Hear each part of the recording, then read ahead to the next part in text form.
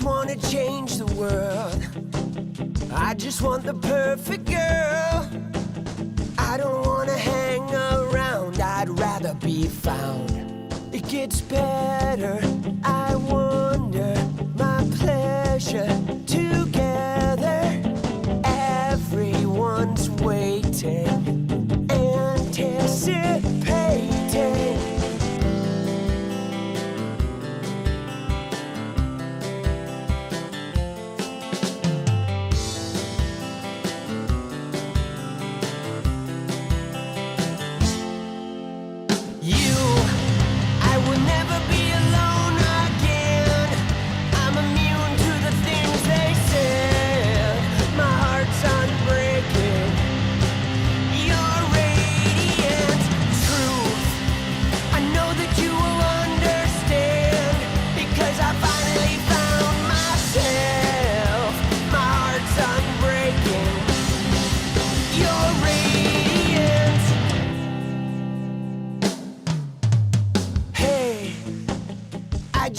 Change the world, but I'm not gonna wait my turn.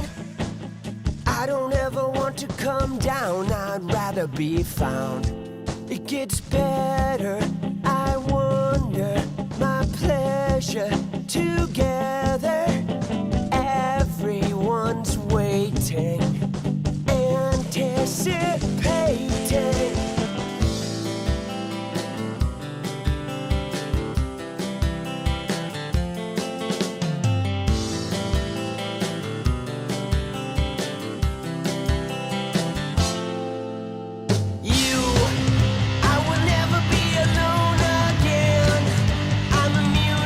Things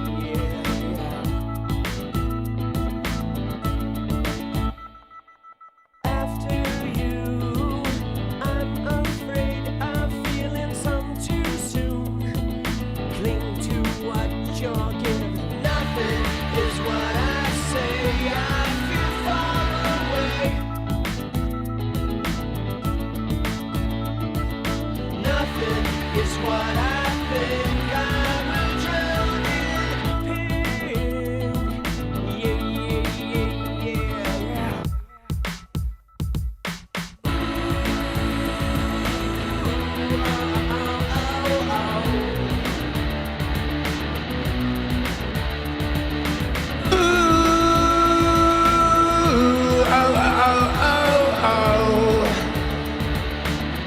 Let's go! Ooh, oh, oh, oh, oh. Ooh, oh, oh, oh, oh. Yo! Let's go!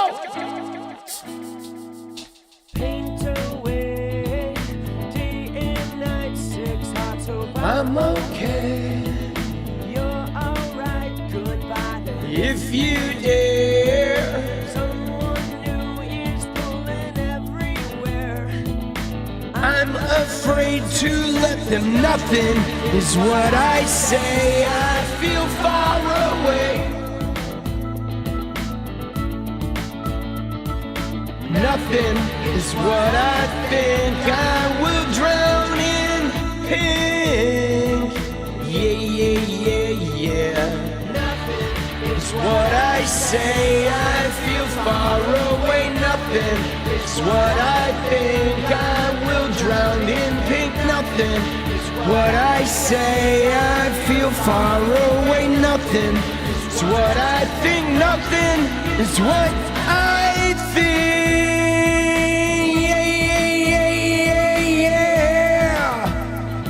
Cause I will drown in pink. Oh, oh, oh, oh. Yo! Oh, let's go, people. All right. All right. Dude, let's go. Dude, they watched me and said hi. Oh, let's go. All right, welcome.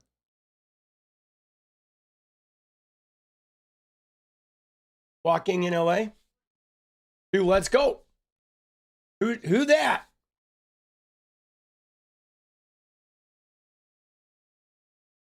Oh, dude.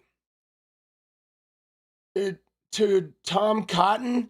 Yeah, no, their story about the gunboats are fucking right. Their story about the gunboats are getting a little weird, aren't they? Oh, they tour Hollywood? Oh, nice.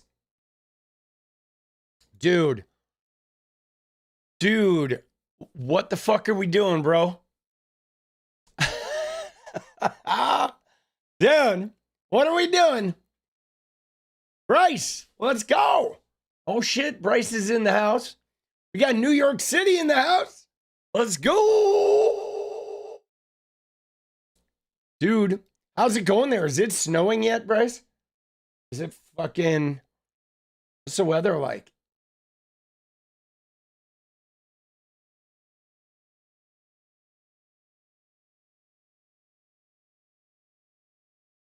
It's gonna snow on Wednesday? No way, dude. That's fucking crazy, bro. Dude, that's crazy. Dude, I want to be in New York. I want to go. I want to go. You're going to Vermont? Oh, nice. When are you going? The 19th? All right. All right. All right. Let's go. How are you getting up there?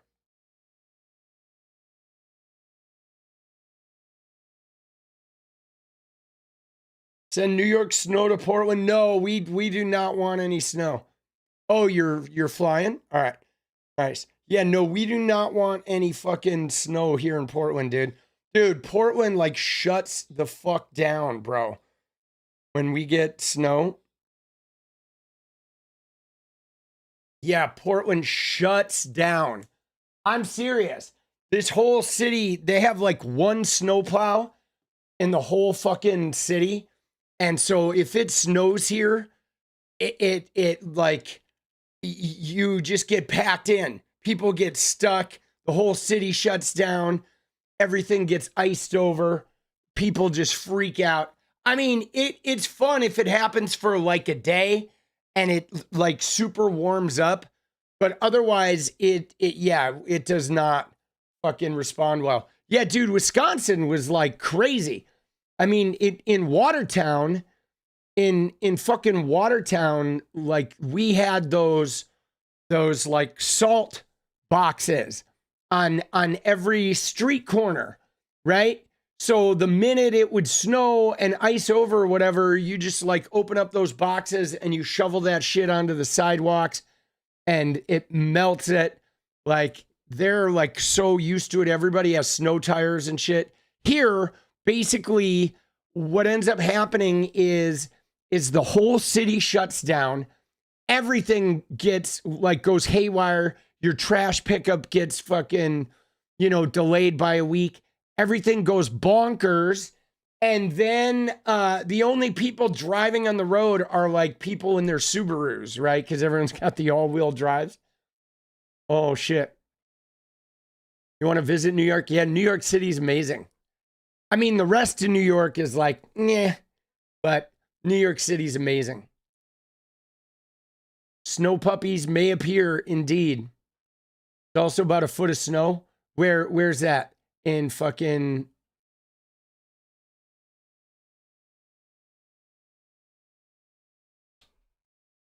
I'd be able to see the northern lights. All right. Dude, let's go. You like the snow? So, yeah, I don't love the snow. There was a time, like, I mean, don't get me wrong. I like the snow. Like, if you go and see it, like, oh, I see snow, and it's like, hey, look, there's snow. I don't like living in snow necessarily. Not in a driving city. I think living in snow is better if you're in a like public transport city, right? You don't like going outside unless it's the beach or Los Angeles. That is fair. That is fair. Dude, it's raining like shit here. There's all kinds of flood warnings. I do have a dentist appointment tomorrow at 9 in the morning. Because, oh yeah, Bryce, you don't even know about this. I have a cracked tooth. Like one of my teeth cracked. Fucking just completely cracked. There's a half my tooth is missing. Dude, some crazy shit, bro. Dude, yeah. The roads, the salt mines. Dude, the roads in Michigan are crazy. Because you can't have snow tires. Right? Or no chains. No, you can have snow tires, but there's no chains allowed. Right? That's what I remember in Michigan. No chains. Like one night I had to drive from Detroit to Grand Rapids and it took like 6 hours, right? Which is crazy because it should be like an hour and a half drive. Dude, yeah, no, it was bad news. Oh shit. Things that happen when Geno Smith is your quarterback. Yikes. Yeah, no, I don't know what happened to my tooth. I mean, it's cool because there's no exposed nerve. So it hasn't been like a huge deal. Just awkward for a couple days. It was kind of cutting up my tongue. But now we're doing better. All right, so what happened in the world of politics today, guys? Anything interesting? So I did see that Jasmine Crockett has announced her Senate run. Okay, I think that is, obviously, that's interesting. Her running against John Cornyn, which will be, I mean, I don't know, man. Anything is possible, dude. You get enough Hispanic voters that are sick of Trumpism, and if they can, combat the voter suppression, maybe it's winnable. I mean, what was Cornyn's last election? What did it look like?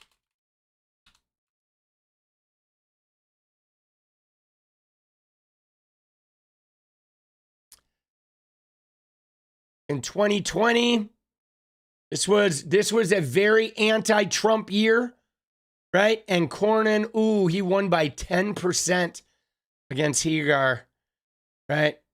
Oh, yeah. Yeah, dude, that's tough. I mean, dude, somebody else got a lot of fucking votes, though. They must have had libertarians or some shit on the ballot. That's 10% fucking 7%, like absent there, 4%. I mean, I don't know, dude. Texas is tough, man. But certainly Jasmine Crockett has a bigger profile than MJ Hagar did, right? This right here is tough though, because it was also in a year, right? It was in a year of anti-Trump sentiment, right? Is in Tallarico's running too? Is he running for that Senate seat? Interesting. Tallarico is also running. Let me see.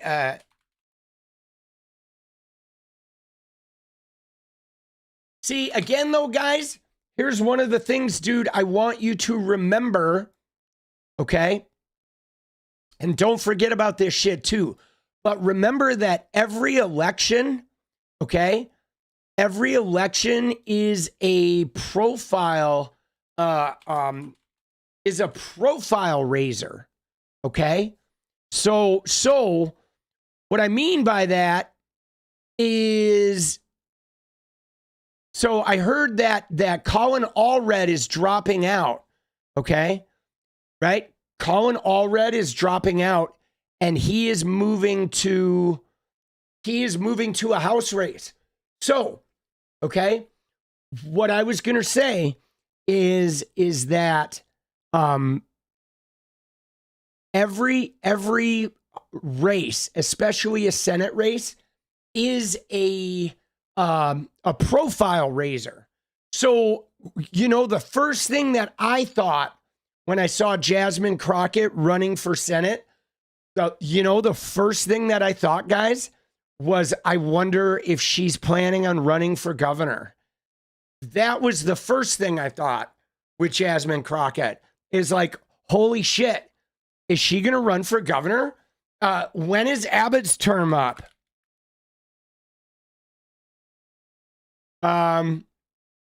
So he's up in 28, right? Or no, is he up in 26?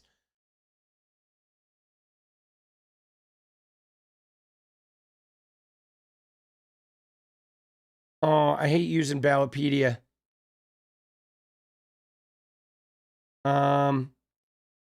So his ends in, so he's up in 26 too. All right, never mind. Yeah, I was thinking though that like sometimes after a Senate run, like look at what Katie Porter did, right? Katie Porter, and I know she's kind of a bad example because she ran against Adam Schiff and all that, but it's a pretty common thing for somebody to run for Senate, and then if they don't win, they run for governor after that, because the Senate race gives them this elevated national profile. So I was wondering if Abbott's governor seat was up in 28, but it's not. It's coming up in 2026 as well. So I guess that, I don't know, maybe down the road. But sometimes that's a good jump. That's a good jump to run for senator and then try to win the governorship. Dude, what is wrong with Abbott, TPUSA? Dude, Abbott is a fucking Christian nationalist, boss. Greg Abbott is a Christian nationalist weirdo. Dude, they want kids indoctrinated heavily, guys. Texas voting for a black female governor sounds risky. Dude, no, I think it'd be great. Right? Dude, Greg Abbott is pretty messed up. I mean, like, he hangs out with all the criminals. Dude, like Paxton, all these guys are like criminals, dude. So, anyway, let's go back to this and see. So, it is Colin Allred drops out, right? So, we have Jasmine Crockett, right, running for Cornyn's seat. And Colin Allred dropped out. James Tallarico is in there. Interesting. So Allred is going to go and run in the House. Tallarico is excited, right? The 1-2 punch. I mean, dude, I think it's great. I think it's great with her and Tallarico, because you know what's crazy about it is I don't anticipate that they're going to run one of these nasty campaigns right? I think they're going to run like, because Tallarico and Jasmine Crockett are, I feel like they're very much on the same squad, that I think it's going to be really interesting, because I think they're going to be running on like a real, Dem positive sort of campaigns, right? They're not going to be shit smearing and like tearing each other up. I think they're going to run a campaign where they're both focusing on policy and, fighting, the immigration raids and all that shit. It should be crazy, dude. Right? Oh shit, bro. Oh. Right? Let's go. Let's go, dude. Jasmine's one of your favorites? Yeah, no, I like Jasmine Crockett too, man. Yeah, dude, I just in general, guys, feel like we need more black women in politics. In particular, right? It's because of like that notion in anti-racism work that when the black woman is free, we're all free. That like they're one of the last bastions of groups that are still fighting for their personal freedom. And so I love to see them get elevated in every fucking possible way, black women, you know what I'm saying? Like, man, we just need, we need more of them.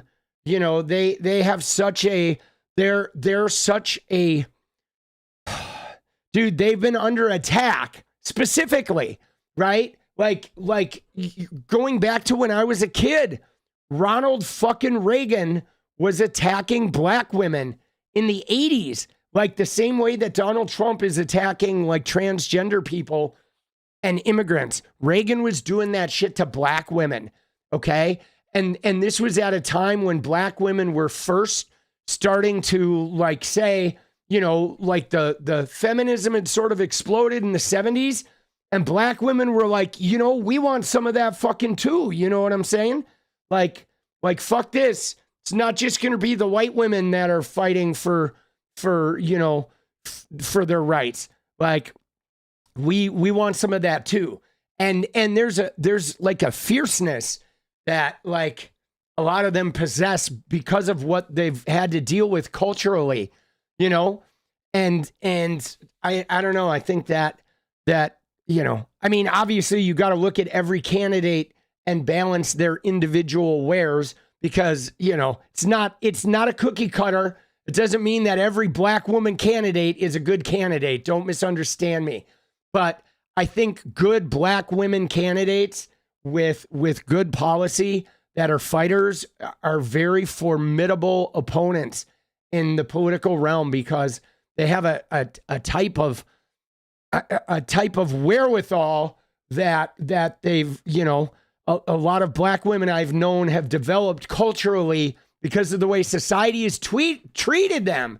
You know what I'm saying? That like a lot of them are real fighters, like real fucking in the bones fighters, and I like that. I respect it.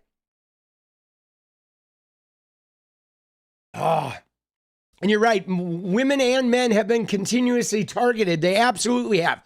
But obviously, we've seen a black man president. So, like, and there are many more black legislators, black men. And that's not to diminish the fucking shit that black men go through, too, because they are, like, hunted as far as, like, packing jails and shit. But, like black women are man, they're fucking, it's time for their due, man. I feel like just women in general, dude, what is up? So, all right, we'll cover a little fucking, tiny news points here to warm up, because obviously Jasmine Crockett throwing her hat in the Senate race is going to be good. Now again, guys, I think this is really, so much about this that is good is even if Jasmine Crockett doesn't win, right? Even if she doesn't get out of the primary, simply having her in a national or in a statewide race like that is going to be good. Like, I'm glad she's running for something because they absorbed her House district purposely with their fucking racial gerrymander. Texas did. And having her in a statewide race means her voice is going to be amplified for the whole election year, which is really good. I think we want that. You know, we want our biggest and boldest voices to be amplified, to be right. Oh my God, a ton of press. And you know what else, guys? Is the amount of money they're going to have to spend in Texas. Dude, the Republicans are going to need a war chest just for Texas, right? Especially with these new maps. That's a thing. Oh, Jenny, love you. Bring it in. Dude, these new maps that they're doing with the gerrymanders means they're going to have to put a lot of money into those new map states because it's unpredictable, guys. And that's one of the things that I've been thinking about because you see Republicans doing victory laps, okay? You see the Republicans doing victory laps. They're like, oh my God, we're gerrymandering all this. We're picking up all these seats. But they have introduced a bunch of variables, okay? They have introduced a bunch of variables. They had districts that were solid, okay? They've had these districts that were fucking solid, multiple elections, 2020 and, right? You know what I'm saying? They like, now they have like poked the bear. Okay, so now all of their results are sort of winging it. And that's going to require a lot of resources. That's going to require a lot of money, guys. Lot of money. Dude, we love to see it. You think it's going to backfire? Yeah, I think it's going to backfire too. Okay, I do. I think it's going to backfire because everybody knows that the Dems are fucking, right? Everybody knows that the Dems are, good at coming up with these sort of like, much maligned, middle of the road, like neocon liberal candidates, right? And like some of those candidates are going to be able to win some of these fucking new districts or some of these old ones that got diluted, right? I just know it. You know what I'm saying? They're going to be winnable by, pillars of the community that are not radicals, right? That can't be painted as radicals. Yeah, dude, I know Trump is paying off the farmers. Okay. We knew this was coming. Trump did it his first term too. You know what I'm saying? He did. He did it his first term too, dude. He screwed the farmers and then he gave them a bunch of money. But it doesn't really matter, okay? It doesn't really matter, guys, because we have to be honest about a lot of these right-wingers, okay? A lot of these right-wing fucking people, it doesn't matter what Trump does. They're going to vote for him anyway.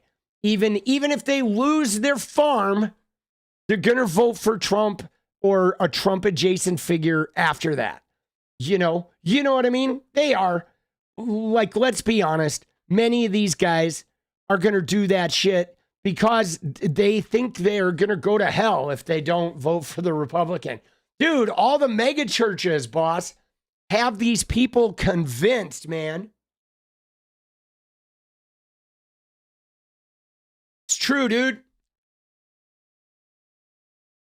Dude, can we talk about Trump for a minute here?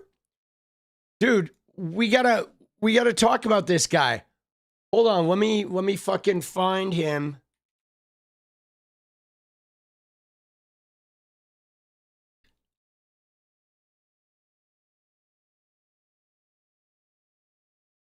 There it is. Dude. What the fuck, bro? Look at him. Yikes. Dude. Yikes. Like, dude, even his neck-gina is out of business, bro. Closed for business. Dude, even the neck-gina is like uninhabitable at this point. Dude. Right? Dude, the only thing that should be named after him is a landfill. Look at that, though. What is going on down here, boss? Like, it's like he's got a, you know, a fucking, like a leg warmer of neck skin that he's wearing, dude. Dude, did he buy some skin, like a skin neck warmer or what, dude? Things like just rolled up his neck. Oh, that shit is gnarly, bro. Dude, you can't even get a finger in there anymore, boss. Right? And yeah, his nose. Dude, I'm not sure what's going on with his nose, bro. It's like his bronzer is like, look at the way his bronzer is applied. His bronzer's not applied straight. I mean, and of course, we saw his hand. Okay? Have you seen his hand? Right? I mean,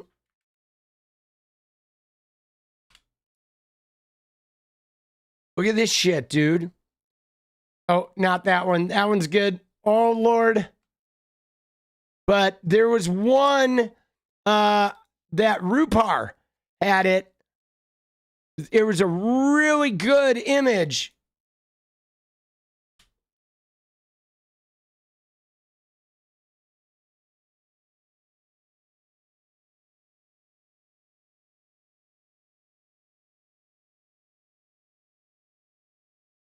It was a Getty image, okay? Let me find it. I mean, this was the most substantial bandage I've seen on his hand. Again, he's getting some kind of treatment that, excuse me, sorry guys. He's getting some kind of treatment that's going on that is like, dude, where's the hand? Holy shit, dude. Dude. Rupar's like going crazy today, boss. Jesus. Yeah, there it is. Look at that. Like a dual bandage.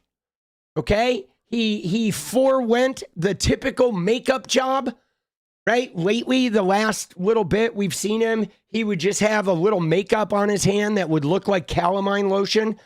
And now he's dealing with, it looks like there's makeup applied and a double Band-Aid. And of course, you know, you combine that with the fucking just the like leather face, bro. You know what I'm saying? Absolutely leather faced. Like he is, bro. This is some Texas Chainsaw Massacre shit. Right? Dude, what is going on? Right? Yeah. Why they're speed running it? Dude, I mean, he's obviously like in a health spiral. Okay? Yeah, dude, the neck-gina is just out of commission, bro. Right? Dude, his hand looks like Demi Moore's back. Dude, The Substance, though, what a great movie.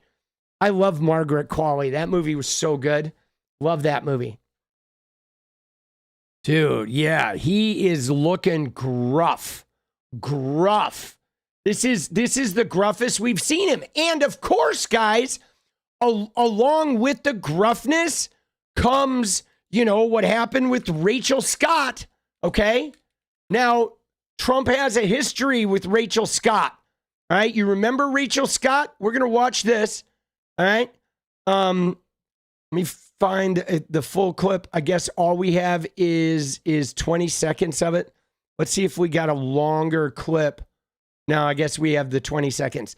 So, you may remember Rachel Scott from the NABJ, okay, last year, the National Association of Black Journalists, right? Remember when Trump went on stage and Rachel Scott was a panel? She was like the head of the panel interviewing Trump. There were several black women on stage. And she asked Trump a fairly simple question during the election at the NABJ, where she said, Mr. Trump, you know, you've had a pretty rough history with some remarks that people have deemed racist, and you've had some pretty controversial moves with, you know, starting the birther controversy with President Obama. Why should black people in this room trust you? Was her question, right? Why should they trust you? And guys, it was a legitimate question and kind of a slam dunk that, like, if you go in a room full of black people, you're going to offer an answer that, like, wins them over. And his reaction to her was to just call her nasty. He likes to use that phrase for black women in particular, calling them nasty. And he made some quips that day about, like, you didn't even bother to say hello to me. He pulled a little bit of that, like, you didn't bow down before me. You weren't nice enough to me. So now I'm going to refuse to answer your questions. And he looked like a real asshole. Okay. He did. He looked like a real asshole, dude. But so watch this clip, though. All right, here we go. Are you admitting to releasing the full video? Didn't I just tell you? Now, this comes around the video. All right, let me just give you the context of this. Is everybody wants to see the Hegseth video, okay, with the strikes, because they have not released the video of the shipwreck guys. And they've been talking about it. They've said they're going to release it. Nobody's releasing it. So all she asked him, dude, look at his face, though, dude. Look at him, bro. Dude, he looks like Kennedy from Louisiana, doesn't he? He does, dude. He looks like he's been calling a crackhead. Dude, shit. Oh, Trumpy, call him crackhead. Oh. Yeah, everybody wants to see the murder video. We're trying to get the murder video out here, okay? And so she's asking him, like, are you going to release this video? All right, here we go. Are you admitting to releasing the full video? Didn't I just tell you that? You said that it was You're up the to most Secretary Hicks. obnoxious reporter in the whole place. Let me just tell you, you are an obnoxious, a terrible reporter. Oh. And it's always the same thing with you. I told you, whatever Pete Hegseth wants to do is okay with me. Dude, what a douche. Because that's literally what she said. She said, are you, Trump, that means you, not Pete Hegseth, you buck-passing piece of shit. She said, are you committed to releasing the video? And he berated her, all right, and did his usual, like, the reporter has gotten to me, and so now I'm going to be a whiny little bitch, Nepo baby, with a neckgina and a bad smear job of bronzer on my face. I'm going to fucking freak out and lash out, right? And put down somebody who's an amazing fucking reporter, only to give the answer that everybody in that room had already heard, but nobody cares about him doing what Pete Hegseth wants, because Hegseth is a fucking loser. But isn't that something else, dude? Let's watch it again, dude. Dude, look at him, though, dude. He's so irate, bro. Dude. Oh, me? Oh, shit, bro. If I got a press pass, dude, I would be there for one day, dude. And then in fact, you might see a hook come out and just pull me, right? Big hook come out and just pull me off the floor, dude. Are you admitting to releasing the full video? Didn't I just tell you that? You said that it was You're up the to most Secretary Hicks. obnoxious reporter in the whole place. Let me just tell you, you are an obnoxious, a terrible reporter. And it's always the same thing with you. I told you, whatever Pete Hegseth wants to do is okay with me. Dude, see, look at their faces, though. Did you see these guys? How, like, and this is what bothers me, okay? here's what bothers me, guys, is like these guys right here, you see them, they're not enjoying this, okay? There are some MAGA factions that would sit at this table. If it was Nick Sortor, if it was Benny Johnson, they'd be like in middle school heaven being like, oh, Trump is being mean to the black woman. But I don't think these guys, these fucking randos here are of that same ilk. But you notice all the time that what people do, they hear Trump go on these vile tirades and they just sort of freeze and get expressionless. But it really bothers me that these people don't like speak up or take a stand. And no, this is live chat, guys. It says live chat right up here. It's not on top chat. So just an FYI. It is live chat, boss. All right. You can see it on the screen there, buddy. Well, let's go. But you know what I mean? Oh, you were looking at yours? Yeah, dude, yours might be on. Dude, I love it. Dude, yours, that's awesome. Oh, that's amazing, dude. It's good. Got to keep you on your toes, boss. But, you know, like none of these people are doing shit. And I find that bothersome because I would like to see somebody on one of these panels that just react to him and be like, you know, Mr. President, like the way you're talking right now is beneath this office. And frankly, I don't want to sit at this table with you anymore because you're really a stain on this institution. And I think you need to do better. And so fuck you, boss. And just get up and walk, bro. You know? Right? Dude, seriously. That's what I would love to see. I mean, it's a little more challenging for the reporters, okay? Because the reporters, I mean, you want to see them fight back, certainly, but they would all have to unify because otherwise, you know, he'll just fuck them over or their news organization over in some way. So they're trying to be able to maintain their ability to fucking tell a story. But like, I feel like the people in his own ranks need to start mounting a revolt. You know what I mean? I mean, dude, yeah, access means nothing if they don't answer the questions. I mean, it does though, because they still get content, right? All the access is like content now. Okay, because everyone's a content creator, like people would love to starve Donald Trump of attention, but they need the content. I mean, he's a fucking disaster, you know, so they need the content, right? That's just what it all is now. I mean, there still are plenty of leaks inside there. So there are plenty of people that are leaking information and shit.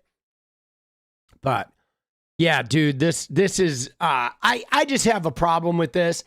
And again, guys, you know, the thing is like, don't get me wrong. There's a time and a place to insult people.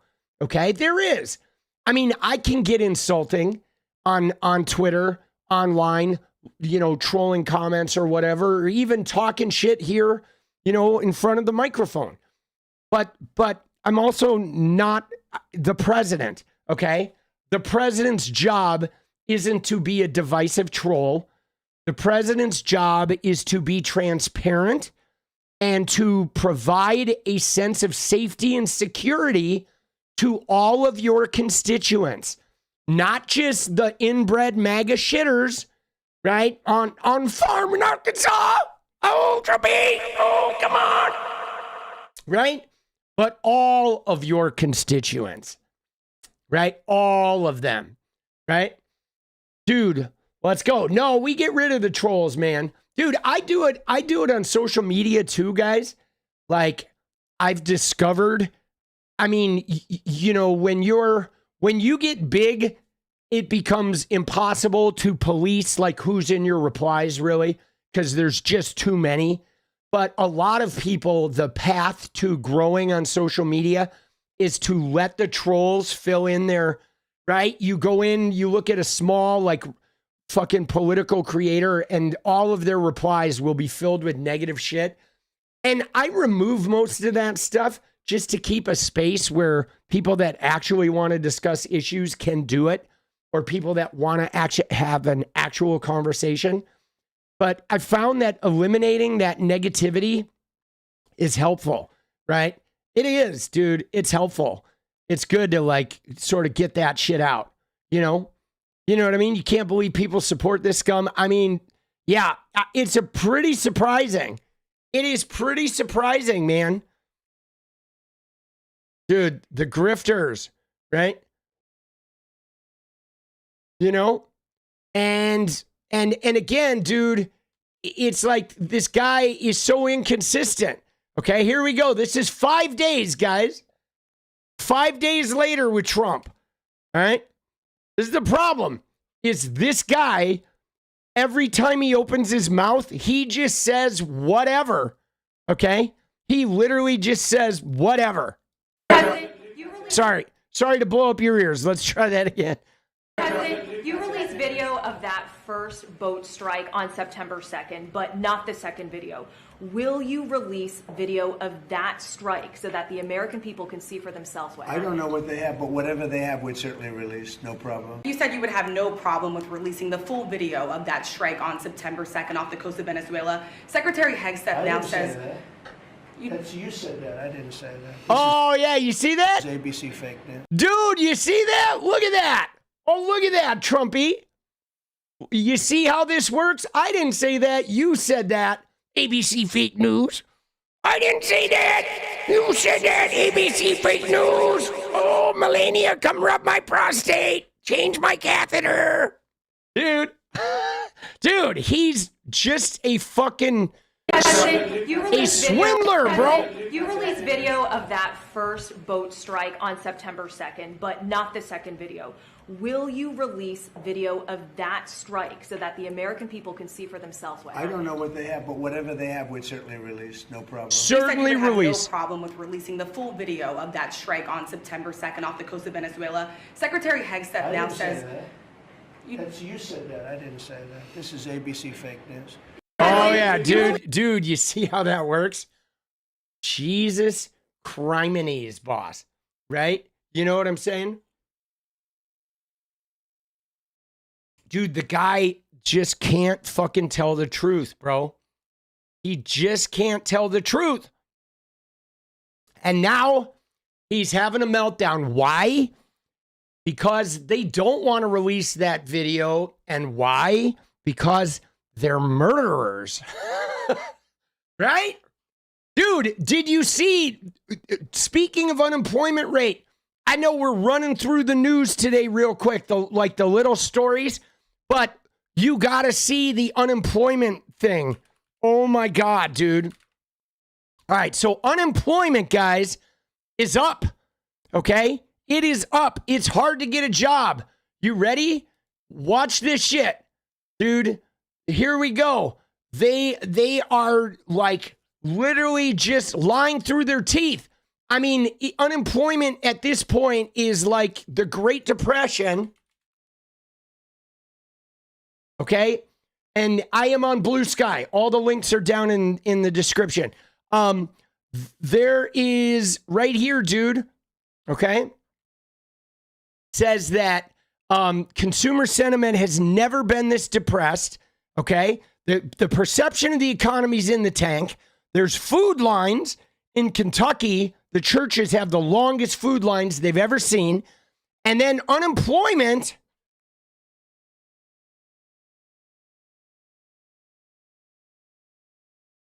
Like the job losses are like insane. Let me look that up. Job losses. There's one particular graph that I'm looking for. Okay. Yeah, right here. Okay. U.S. layoffs are set to surpass the Great Recession levels, on track to be worst since the Great Depression. The number of layoffs, guys, okay? 1.7 million layoffs. in 2025. And this doesn't even include all the like, you know what I'm saying? That doesn't even include all the like people that aren't showing up as well. In addition to the layoffs, we're having like a soft economy hit where in industries where they are raiding ICE, where ICE is raiding, if you go into, farms, you go into like food processing and meat processing plants and construction work where they've been raiding and harassing workers, a lot of the U.S. citizens that are, if they're Hispanic, even if they're U.S. citizens, they're not going to work anymore because they're worried that they're going to get harassed or deported or detained or whatever, sent to fucking, alligator Alcatraz for no reason for 2 weeks while they try to figure shit out. So not only are there like a bunch of layoffs, but there's a significant portion of the workforce that is afraid to go to work. Okay. Construction jobs are halting, fucking, commercial buildings, the buildings are frozen. I mean, there's an economic impact coming that is going to be insane. And he already devastated industries with tariffs. Prices are going up. Companies are saying, hey, please get rid of these tariffs. The tariffs completely jacked the farmers. The trade war with China, nobody's buying our shit because they basically made it so everybody in the world hates us, doesn't want to buy any of our shit. Even if there's a trade deal, people are like, we're not buying American. Fuck that. And now, they're going to bail out the farmers with $12 billion. But like, bro, this thing is a disaster. Okay. It's going to be a disaster. And what's more though, is every single time that this happens, guys, every time that this has happened, I mean, I'm 56 years old, guys. Every single time that there's been a huge layoff and unemployment crisis, it has always been in a Republican fucking presidency, bro. Every single time. It has been a like working economy that you literally draw a through line. A Republican president gets in there, they cut taxes, they give a bunch of like tax and money benefits to companies, and then the companies shrink and they like exponentially increase their profits, okay? And then there's usually some bad international trade policy and some skirmish that they get into that fucking creates, a whole bunch of unnecessary use of our resources that then cause the price of everything to go up. I mean, it is like clockwork, bro. It is like every time, dude. I've watched it under Reagan, under Bush 1, under Bush 2, which was devastating, his fucking 8 years, then Trump in 2016, and, and here we are again, man. You know what I mean? It's like, how many times, dude?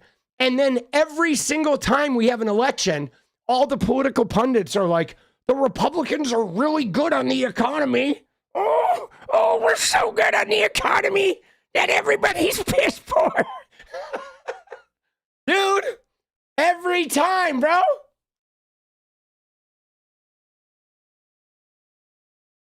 Oh, it kills me.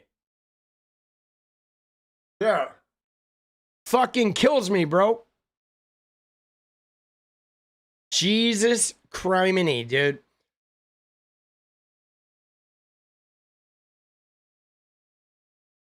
Dude. All right. So there we go. Oh shit. Lord have mercy. There was something else though from this. Oh yeah, dude. Something else the last thing we got to do in the little mini news, right? While we're in the mini news segment is we got to talk about fucking Duffy, bro. What is going on with Sean Duffy? Okay. Our little transportation secretary. Like, what are we doing, boss? What are we doing here? Dude, this shit is insane. Okay. So let's look at what they did. They got rid of a whole bunch of air traffic controllers. Okay, then they scrambled and tried to bring some back. It's been a bunch of plane crashes. They removed all our protections, right? The extra fee protections. And if they cancel your flight, you have to get refunded. They got rid of all that. So the airlines can completely fuck us over with no recourse for us. And then this guy goes and says, oh, I want you to dress nice. What we really need to do is you need to start dressing, wearing a suit when you go to the airport. And now look at this shit, bro. Pretty wide open on what airports want to ask for a grant. But it might be, I want to expand the play areas for kids. I want additional nursing pods for nursing mothers. Maybe I want a workout area where people might get some blood flow and doing some pull-ups or some step-ups in the airport. But it could be any range of things. Maybe you want to work, I know this is TSA, but we're going to help on this as well. Maybe you want to have a different lane for families to get through TSA. How can we make the experience better as you come through an airport? $1 billion is going to go to that. Dude, so they want to put pull-up bars and exercise gym equipment at the airport. And like, dude, so then the next thing I saw was pit stains on RFK Jr. while he's out there fucking, doing pull-ups at the airport. And I started thinking, guys, it's already unpleasant enough that when I go to the airport, like I can feel my neighbor's skin on me, right? I already wear my neighbor's like a skin suit in the cramped little seat where I'm like wedged in there like this. And like the last thing I want is some fucking Chad with pit stains smelling like he just did 60 pull-ups trying to impress the fucking, the Starbucks girl. right? And you're just going to be like, Jesus Christ, dude. It's like 24-hour fitness up in here, bro. Like somebody, you want to destroy airport morale. There's going to be no better way, dude, than being like, why does my row smell like nut sweat? Oh, it's because Fabio over there was on the pull-up bar for fucking 2 hours between his connecting flights. Dude, like, Jesus, what are we doing, bro? Kill me now. Why are we doing this exactly? $1 billion for this? $1 billion. For how much does it cost to put up a pull-up bar, guys? It's like $50, dude. But they're gonna spend $1 billion to put some pull-up bars in there. Look at this shit though, dude. It is like every fucking day it gets more like a surreal comedy. Like, you guys remember there was a TV show in the 70s. RFK's brainworm has a bigger spine than him. Indeed, wild card. All right, dude, should we do a dance party goal? Let's do it. Let's get a dance party goal going. So there was a show in the 70s and early 80s that was like ridiculous. It was like so over the top, dude. All right, dance party goal incoming. There it is, baby. We can secure that dance party. There was a show called Soap, okay? And it was supposed to be like kind of lampooning the fact that soap operas were so over the top, which they were. They were really popular in the 80s and 70s and 80s. And I used to watch soap operas too. Everybody did. I mean, to be fair, I was like 11, so that cheesy ass drama like made sense to my 11-year-old brain. But there was a TV show called Soap that was like so over the top and ridiculous. And this is, Billy Crystal. This is what this whole administration reminds me of, dude. Where every day it's like, what are they going to do next? Right? Like, what are they going to have like a fertilizer drop off in the airport? Right? Every gate now is going to have a fertilizer garden, right? Dude, Luke and Laura, baby, General Hospital. Dude, I watched that whole thing, dude. That General Hospital, when that shit went off, like that was the summer, big summer, when that was like the main storyline that everybody was watching. The kids were watching, their parents were watching, their grandparents were watching. Dude, I was all over that shit. Luke and Laura, let's go. Sound different? Hope I feel better. Dude, I don't feel unwell. Dude, I don't know what you're talking about. Right? I feel great. Let's go. Dude, it was amazing. It was fucking, dude, it was so good. Right? Dude, Luke and Laura, that shit was the bomb. Let's go, baby. Poppers? No, that's eucalyptus. Snow puppies from a distance. Let's go. There we go. Sam kicking us off. Knots Landing, Falcon Crest. Yeah, those were the nighttime shows though. Dallas, Knots Landing, and Falcon Crest. Dude, we're talking about the daytime. Dude, the daytime was like there were 3 daytime series that went through as a kid. One was a Guiding Light. Okay, Guiding Light had a big one. No, it was The Edge of Night was what it was called, right? The Edge of Night, I think, was the name of the soap.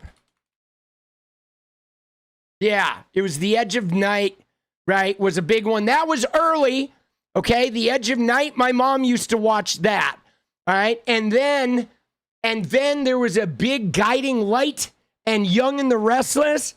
And then General Hospital, Luke and Laura, and then there was a big Days of Our Lives. Dude, All My Children, yeah. As the World Turns, another one. But I think nobody really touched fucking Luke and Laura. I remember Luke and Laura, like everybody was watching that shit. But dude, this is crazy.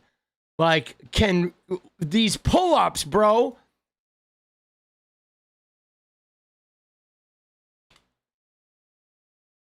Dude, what the fuck, boss?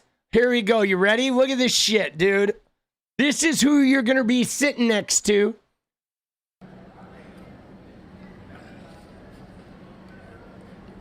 Yes, sir. Yeah, 2, 3. Lightweight.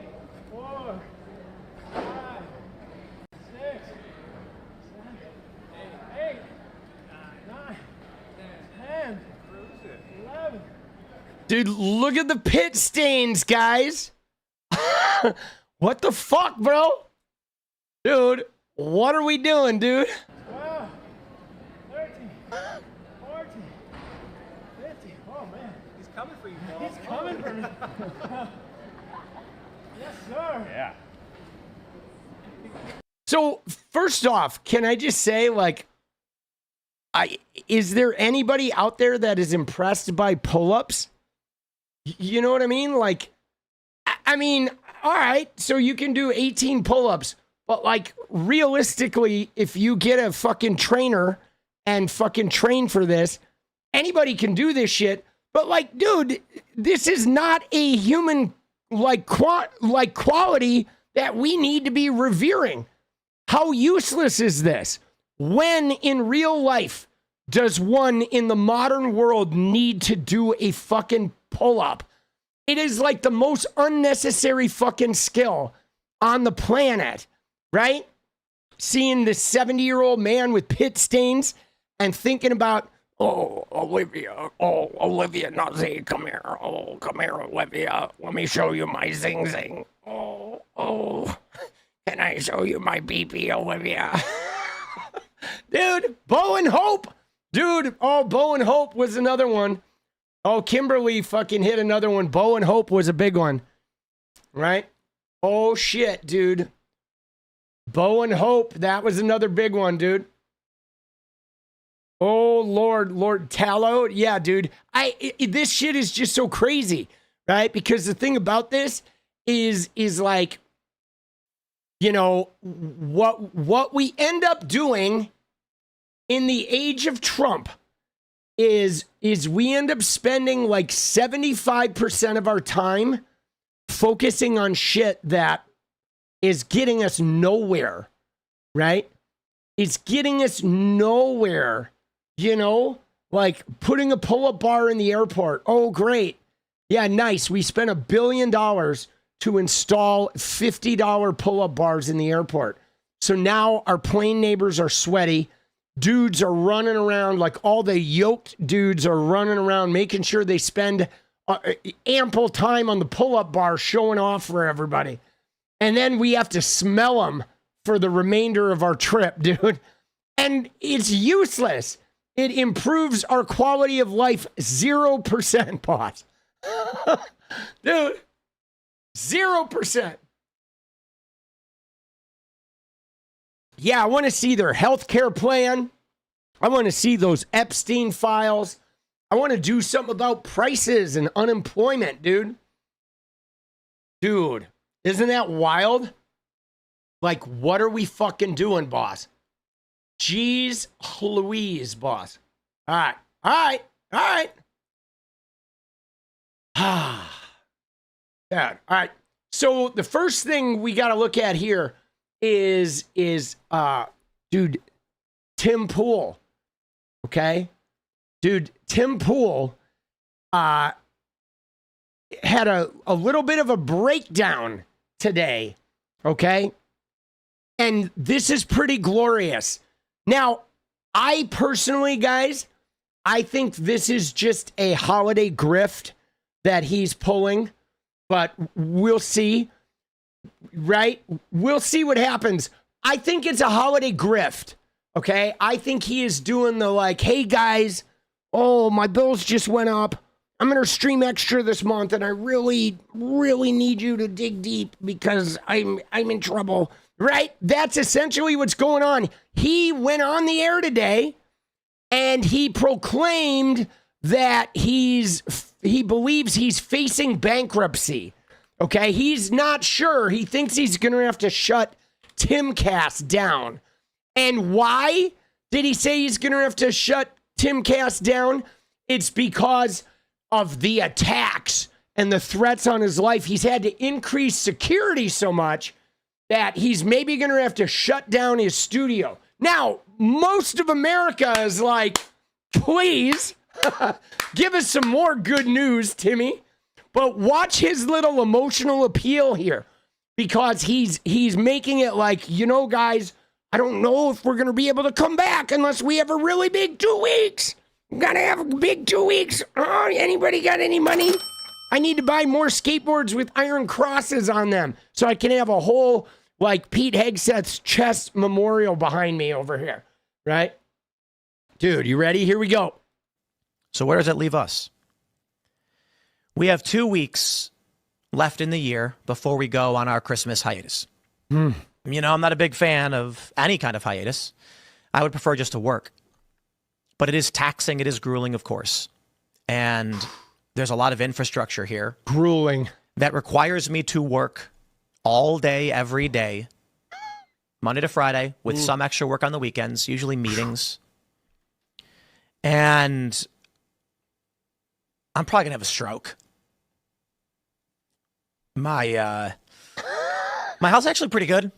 My blood pressure is great. My resting heart rate is actually around 45. I exercise quite a bit. Haven't been able to skate in the past month or two, the holidays, and Dude, he wants that pull-up bar. Dude, he's excited about the pull-up bar. But we have to have these conversations, and I have been with the people, our contractors, people we work with, our vendors, partners. And one thing is clear. The violence will get worse. It is going to escalate. We cannot keep going as status quo. Something has to change. Okay. Howitzers. It may be that, as we described after the assassination of Charlie Kirk and the threat to come and shoot up our studio and our workplace. By the way, we're going to look at some video.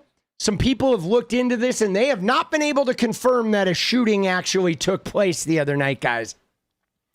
We asked, at what point do we say, we can't do this anymore? The cost of running Timcast IRL Studio and the projects around it exceeds the amount of money it brings in. That's just that breaking point, isn't it, for any business? Okay, now, one thing I would like to note is I would like to show you all the times in the last year that Tim Pool has advocated for a civil war? Okay, there's 1, 2, 3, 4, 5, 6, 7, 8, 9, 10 tweets in the last year, in the last 12 months, where Tim Pool has called for a civil war. This is how you get in a civil war. The civil war is here. Okay, this guy who is now like, oh my God, the violence, the divisive rhetoric that we're experiencing. Okay, this guy is a ruble taker, a Russian money man, and he loves pushing the, poking the Civil War bear. Okay? He does. But now he's like, man, dude, it's getting pretty bad. I don't know what we're going to do here. All right. That's just that breaking point, isn't it, for any business? If you need $100 to, run your restaurant, but you're only bringing 90, you go out of business. The issue? The cost isn't cameras or lights. The cost is security because of the escalation. It's an artificial cost to doing business that we can't balance. We can't forego security, but we can't sustain it either.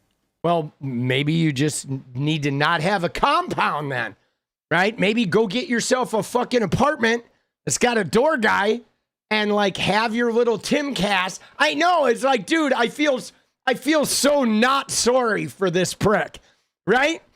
I mean, this guy is a grifter, a divider, a propagandist who took Russian money to spread nonsense. He overexpanded to this massive compound with the skate park. And dude, all his crypto is tanking because of Trump. The economy is shit because of his little Nazi that he fucking stumped for the last 10 years. And you overexpanded and are now on this huge property that you can't afford. Boo fucking who? Oh, boo fucking who? Right? Boo fucking who? You know what I'm saying? What are we talking about? So I've had some conversations with our partners, been talking with Rumble. There may be a solution. And it's going to be rapid change very quickly. We're going to have some emergency meetings. We've already had emergency meetings for obvious reasons. We're going to have some. We already had some.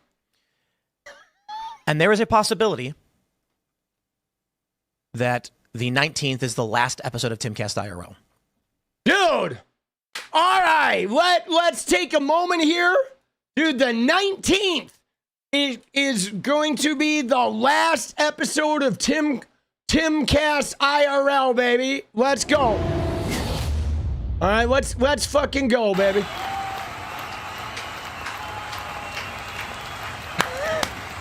Thank you. The 19th.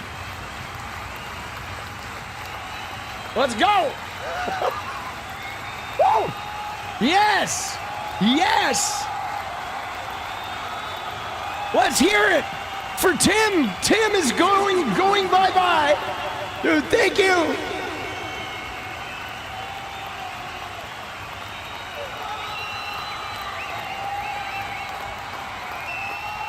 Woo! I'm getting choked up.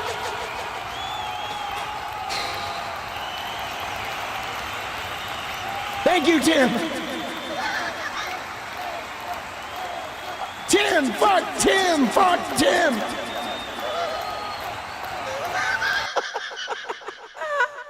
Dude, all right. We are doing everything we can to make sure that's not going to be the case. All right, hold on. Dude, Clown Prince says he looks very similar to that creepy J.D. Vance photo if it were frowning. Let's go. Thank you, Clown Prince. And let us not forget, dude, we had Stop the Stupidity back here who dropped one during the speech. There it is, boss. I'm surprised he didn't blame Biden's laptop. This is true. Let's go, dude. Oh, fucking, dude, Tim Pool. I want to hear that again, dude. That was so exciting. We're going to have some emergency meetings. We've already had emergency meetings for obvious reasons. Dude, I love that line, bro, where he says, we're going to have some emergency meetings. Oh, we've already had some emergency meetings. I just remembered. that I read the wrong thing on the teleprompter. We've already had emergency meetings, and we've come to the conclusion here. Right? And there is a possibility that the 19th is the last episode of Timcast IRL. We are doing everything we can to make sure that's not going to be the case. It's no secret that I've been frustrated and disillusioned with a lot of people in politics, but that's no reason to walk away from doing our nightly show with a tremendous success. But the cost is not just money anymore. The cost is the safety of my family, myself. The cost is Candy-O fucking like just turning you into an edgelord cuck in front of the entire MAGA movement, right? And there are many ideas we're floating around. Oh, there it is. Oh, Lord have mercy. Dude, isn't that amazing? Let's go, dude. Isn't that like, I don't know about you guys, but I feel like that is epic. All right, now here's the guy. You ready? This is a guy here who's contacted Harpers Ferry PD and the Jefferson County Sheriff's Office, and he's verified that there were no reported shootings. Okay? Tim said that there was a shooting outside his house. No reported shootings, guys. Tim's lying. He's trying to grift. He's trying to ramp up that, like, hey, guys, we're under threat. We may have to pull the plug here. We can't afford this. We really need some donations from you guys. Subathon, right? Right? The annual Griffmas special subathon. Let's watch this. Hello? Hey, is this Adam? Yeah, this is Adam. Are you calling from... I'm sorry, go ahead. Harpers Ferry Police. Oh, hi. Oh, wait, you're with the Harpers Ferry Police, not the Sheriff's Office? Yeah. Oh, okay. Well, maybe you can answer my question. Did the dispatcher relay what I was asking about? Yeah, it's asking about, I guess, that somebody's house was shot up or something. So... On December 6th. Yeah, so... Tim Pool, who's a large influencer, he put out a post on X on December 6th, the morning of, around 8 a.m., saying that there was an alleged shooting that took place at his property.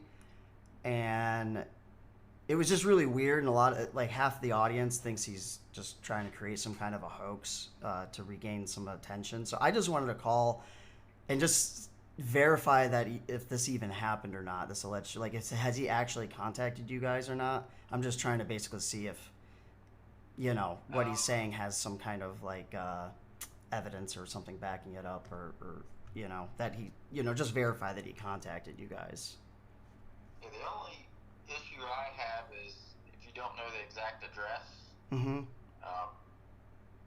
I can't tell you exactly if it has or hasn't happened, because the only thing I can do is look in the town of Harpers Ferry, which is very, very small. Yeah.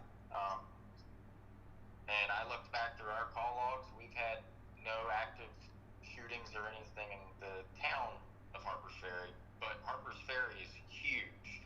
Okay. So you're only going to get the incorporated part of Harpers Ferry talking to me. The sheriff's office covers all of the rest of Harpers Ferry.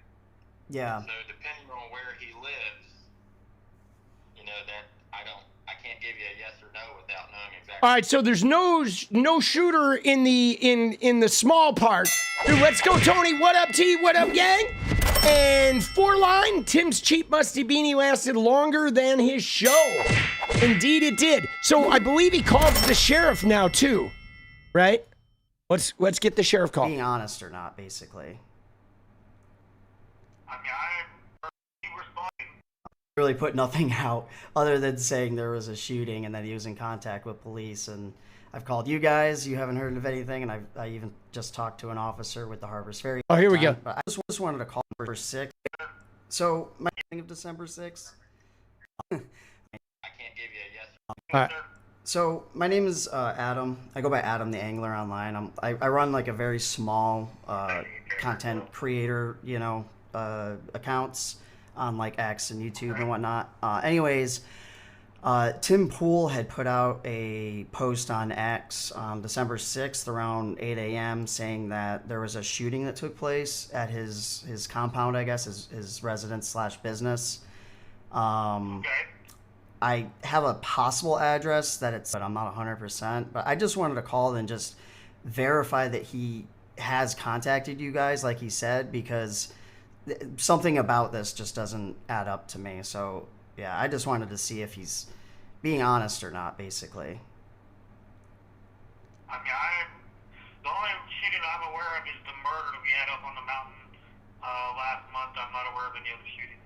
Okay, yeah, no one would have been hurt necessarily. He said in his post that it happened around 1 a.m. on the 6th of December, saying that someone approached his property and allegedly fired 3 shots. But then he said what's that? What's his name? Tim Pool. He's like a fairly large content creator. He covers a lot of like geopolitics and whatnot. Okay. And so I believe he lives within your jurisdiction, as far as I can tell. So I just So there are no calls associated with him. A report was taken. So. I'm sorry. Say that again. You said a report was taken. I said I just ran his name in local. So if there had been if he had reported a shooting that we responded to in Jefferson County, it would have shown up in my system, and when I just ran his... So there's no report, no call of a shooting, no report. There's no calls associated with the shooting. Yeah, there's nothing for shootings or... and when I run his address, there's nothing... So they had no reports in the county or in the town where he lives in of a shooting.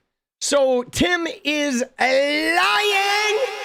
Dude, this guy is freaking me out a little bit. With the blank room and just a sniper rifle back there, this guy, I'm sure this guy's totally nice, but this setup feels very like fucking, very like Las Vegas shooting vibes going on, dude. Dude, it's a bit much for me. But so there's no shooting has been reported. Okay? Right? The rifle is his roommate. Dad, let's go. Oh, shit. But look at this. So he also, though, ready, is in December of 2022, he also said, there's a 9mm bullet lodged in my kitchen now. I can't say I'm surprised this happened after the wave of doxing and threats made against us. So this is another grift. This is another part of the sort of like they're out to get us story that they do every couple of years. It's a big moneymaker. All right, we got Borrowbad saying laying grand to rest today. So I'll miss the dance, but just wanted to show my support and love. I'll catch you guys tomorrow and replay later. Dude, thank you, Borrowbad. I'm sorry you're laying grand to rest. Dude, peace ups to Borrowbad's grand. Dude, Tim Pool lied. Why am I not surprised? Yes, we are not surprised.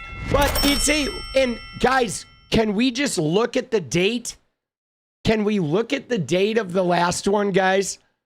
Look at the date of the last one. You notice that date? December 5th of 2022. Oh, we're getting shot. There's doxings. There's threats. I don't know if we'll be able to come back after this Christmas break, guys, where it's getting hairy. And now December 9th. This appears to be their Christmas grift.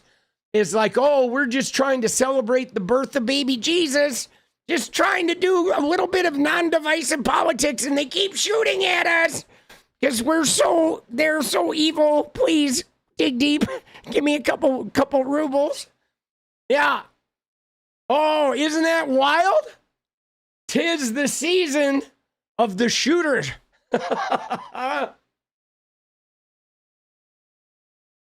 That's fucking wild, bro. Oh, Lord have mercy.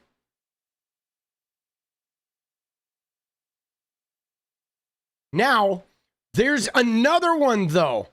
You ready? There's another part of this that we gotta fucking get here, dude. Because he's having a bit of a mental break. Okay, he is, dude.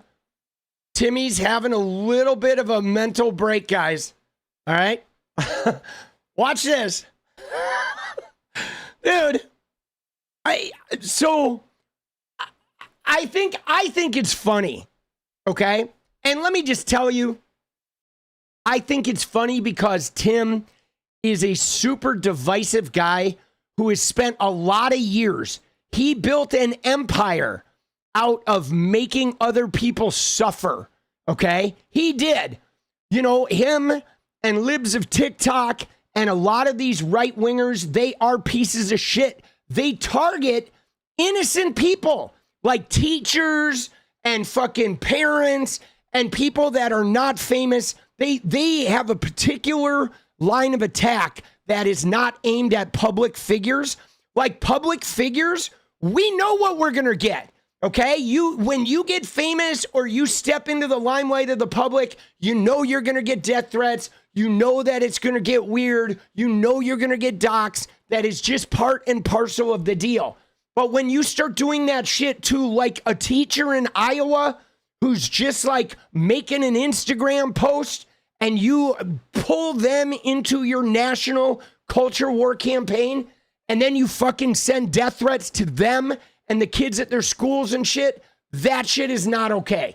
Okay, and these guys have been doing it for years, being stochastic terrorists, and now Candace Owens has them like fucking breaking the fuck down, dude. She has embedded herself inside Tim Pool's brain, and the guy is having a fucking meltdown. Here, watch this. Candace Owens is a fucking evil scumbag. She is a degenerate cunt. She is burning everything down, and she's gloating and smiling while she does it. And you know what you fucking told me? She has no security. She doesn't fucking deal with the shit we have to deal with. She's a piece of shit. She's making everyone else suffer.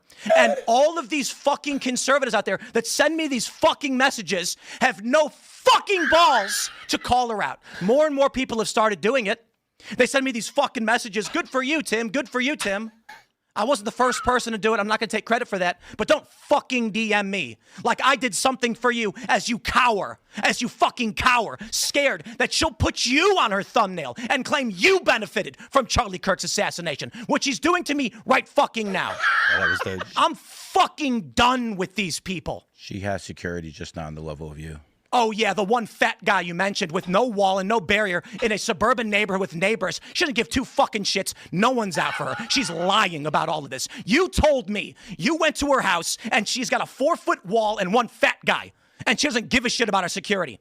Meanwhile, I get bullets fired at my fucking property, and he lied. I have to go live in the middle of nowhere. And I got fucking strangers coming up to my house in Maryland, breaking in. I got people showing up and beating up the residents who try to live there. How the fuck am I even supposed to sell this property? And you know, oh, dude, he can't sell his property, guys. The landowner is having trouble selling his property, guys.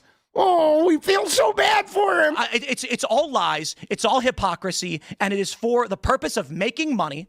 And she does not live the way other people live. And she claims she liked Charlie. She loved Charlie. And she is burning everything down that he built. See, you know what else is at play here, guys? You ready for this? There's another stark reality that all these guys didn't like factor in. And that is like all of the right-wing content creators right now, guys, they're losing money.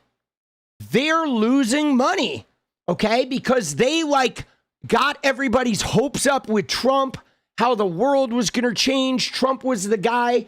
And then Trump hasn't done shit.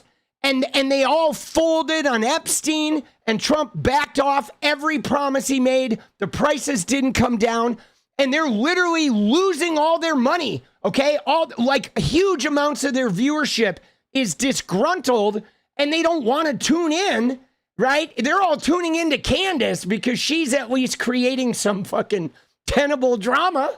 But it's like they were making way more money and way more successful when they were fighting against Biden, right? So now they're all kind of struggling. And you're right, Trump used them hugely, okay? They used them hugely, okay? They did. They used them hugely. And you know, they're fucking, you know, it's like they're so negative.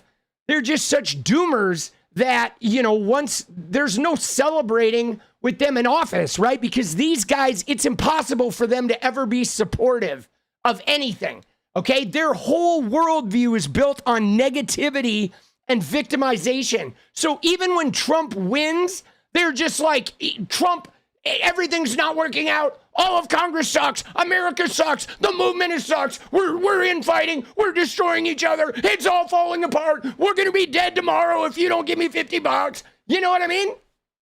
Dude, their whole shit is just negative, bro. Snow puppies, look at the crowd. Let's go, Sam. I think I missed one up here too, didn't I? Or maybe I got it. Let me go check. It was, no, we got that. All right, let's go. Dude, we're 12 minutes. We need 12 and 12, guys. But yeah, so it's a beautiful thing, dude. In a weird way, Trump has sort of fucked them all, dude. It's like Trump has fucked them all. And now Candace is just burning them.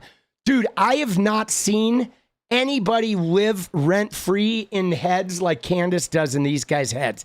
Because she is evil. She is evil. And I'll say it again, this conservative movement is fractured, it's fried, whatever it is. Okay? Republicans are on track to lose the midterms. They were actually trending in the other direction until Charlie Kirk was murdered. Yeah. And this is the point, isn't it? The most effective political assassination in history. And thanks to the likes of the vile cunt Candace Owens, she has turned Turning Point into the perpetrators of the crime that was against them. I don't get paid by any of these people. I'm not on good terms necessarily with Turning Point USA. They didn't invite me to their stupid event. I don't want to go. I don't want to go. They invited me back after I started criticizing Candace. I'm not going to your event. I'm over all of this shit. The last thing that I need to deal with is a bunch of cowards in conservative media refusing to stand up to her. Megyn Kelly, come on. I appreciate the kind words, but come on. Such fucking pathetic bullshit. You know, and I get people saying, Tim, you know, thank you so much for talking about it. I don't care.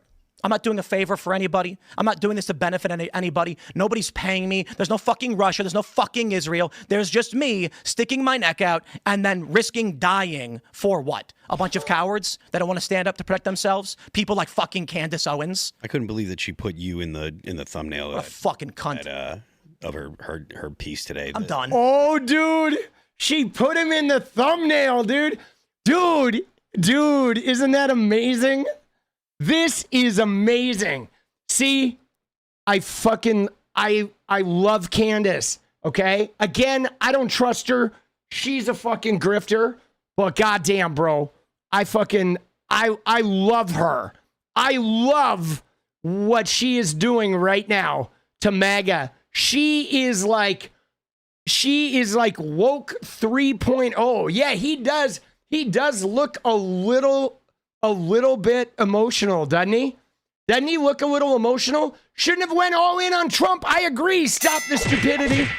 Dude, let's go. Dude, no more Tim tears in your coffee, please. Yes, guys. We're right now, get your coffee cups. All right, we're going to bring in some of those conservative tears. Dude.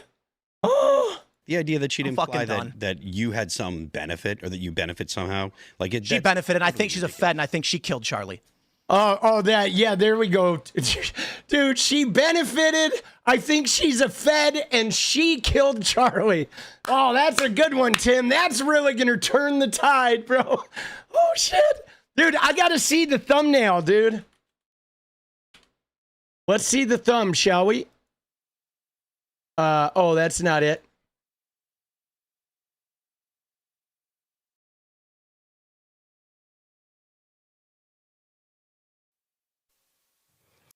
Let's see the thumb. Where's... Oh, there it is, dude. Oh, no wonder he's mad, bro. Oh, what a fucking roasting. Look at that.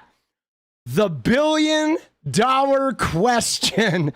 Who stood to benefit from Charlie Kirk's assassination?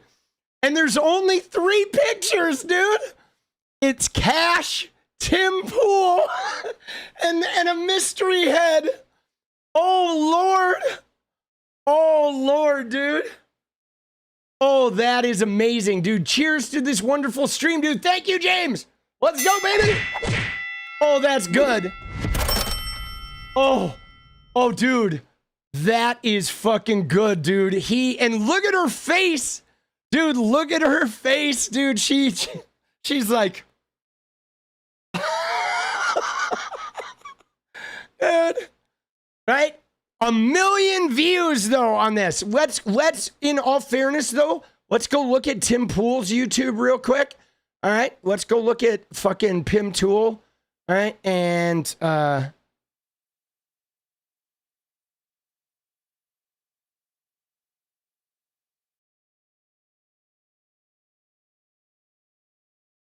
there's a platform called.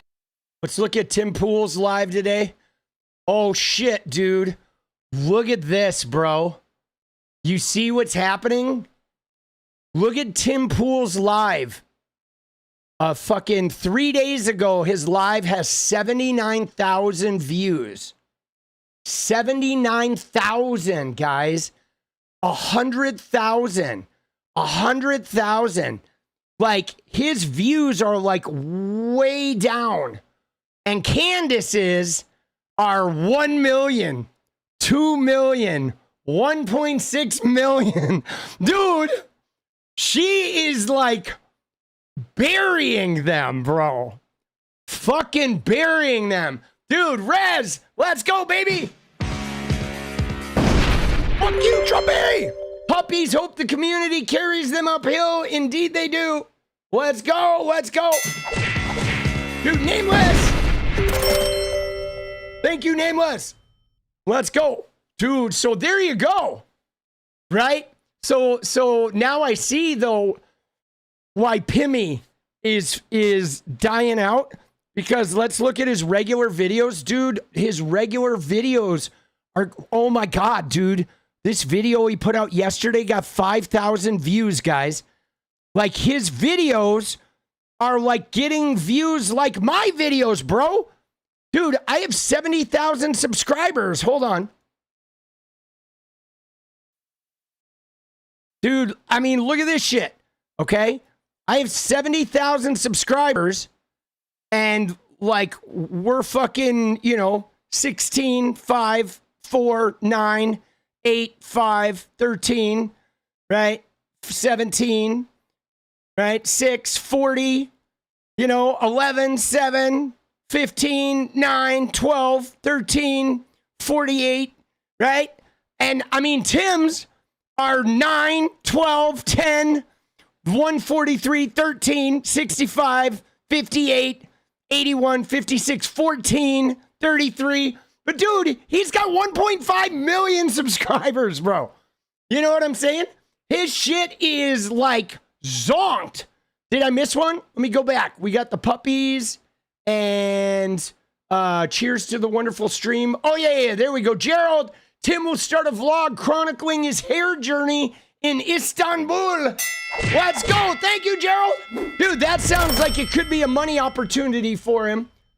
Dude, yeah. It's pretty wild, guys. Like, his channel is dying, okay? His fucking channel is dying. And I mean, I guess, though, like look at this shit, though. Right? Gen Z influencer gives machete and booze to homeless. Like, dude, nobody wants to watch that shit anymore. Right? You know what I'm saying? Federalists rejected the Bill of Rights. Dude, yeah, with this fucking weird fucking also balding guy who looks like a serial killer in training. Dude, nobody wants to watch this shit. Right? You know what I'm saying? Nobody wants to watch Tim Pool talk about fucking federalism with a bunch of weird bearded fucking, incel people. Like, come on, bro. All right, dude, we got a carnival barker. We need 7 and 5, 7 and 4. I gotta turn into a carnival barker. Hey, oh yeah, Rez, let's go. 6 up. Boom. Dude, you know what I'm saying? Like, nobody wants to watch that shit. All right, we need 6-4, 6-4, baby, 6-4. Securing that dance party. Here we go. Here we go. Here we go. Here we go. He may switch it up, drop the beanie, and get a wig. Dude, he's got to do something. So I guess now we see why he is so stressed out. Okay, stop the stupidity. Let's go. Dude, 1.5 million subscribers, and nobody's watching his shit.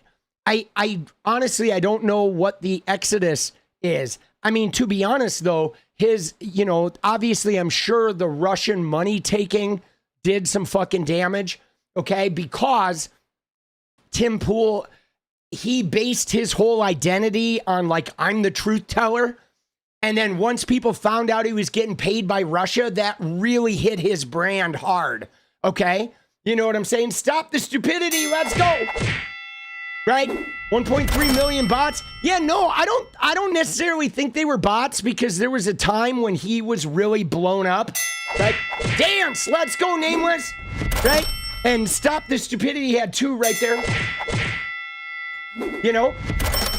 And so the thing that's really challenging about it is that I think his brand really fucked him up. You know what I'm saying?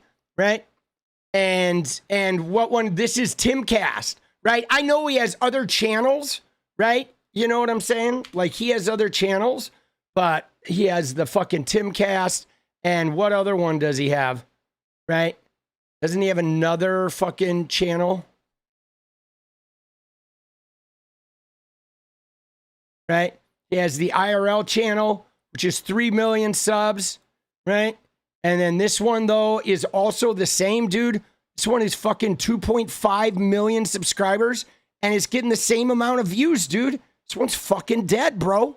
Okay? 2.5 million, like, his videos should all be getting like 200,000 views. Okay? You should be doing anywhere from 5 to 10%. Every video. Like, for me, I have 75,000 subs. That means a bad video is going to be like 3,000 views. The average video will be like 7, and a good one is 14,000 or more, right? And so for these guys, oh shit. Oh, we got it. No way, dude. I fucking lost track and we still made it. Oh my God, dude, stop the stupidity. Brought it home with 3 under the wire, dude. Dude, you just saved the dance, boss. Holy shit. Thank you. Let's go, dude. Holy shit, I lost track of the thing. But, like, these videos should be getting, like, fucking, right? Should be getting, like 200,000, you know? Every video should be. And they're getting, like, 10% of that. Proud Liberal, let's go. Dude, brutal. Brutal. Let's see, does he go live on this one? He goes live on this one, and this one is also devastated, right? 200,000 views. And look at this. He's got Candace on his thumbnails, right? He puts Candace on his thumbnails, and he gets 200,000 views. She puts Tim on her thumbnail, and is like way bigger. Oh, dude. It's beautiful, dude. Let's go. Morningland. Let's go. Keep up the good work, homie. I will. Stop the Stupidity did 5. Yeah, but I had already seen the ones earlier, right? I was talking about just in that run right there at the end that I hadn't identified. So yeah, dude, this channel is fucking brutalized. Dude, I'm surprised the Drunk Raccoon didn't bring in more views, boss. Gee, Timmy, what other channels he got here? He's got the Tim Pool one. So he has a third channel. Oh, that's Timcast. The other one is Timcast News. Many Democrats. Jesus. Which is, dude, yeah, all of his channels are pretty low for the amount of subscribers. This one is probably doing the best. Okay, the Timcast News.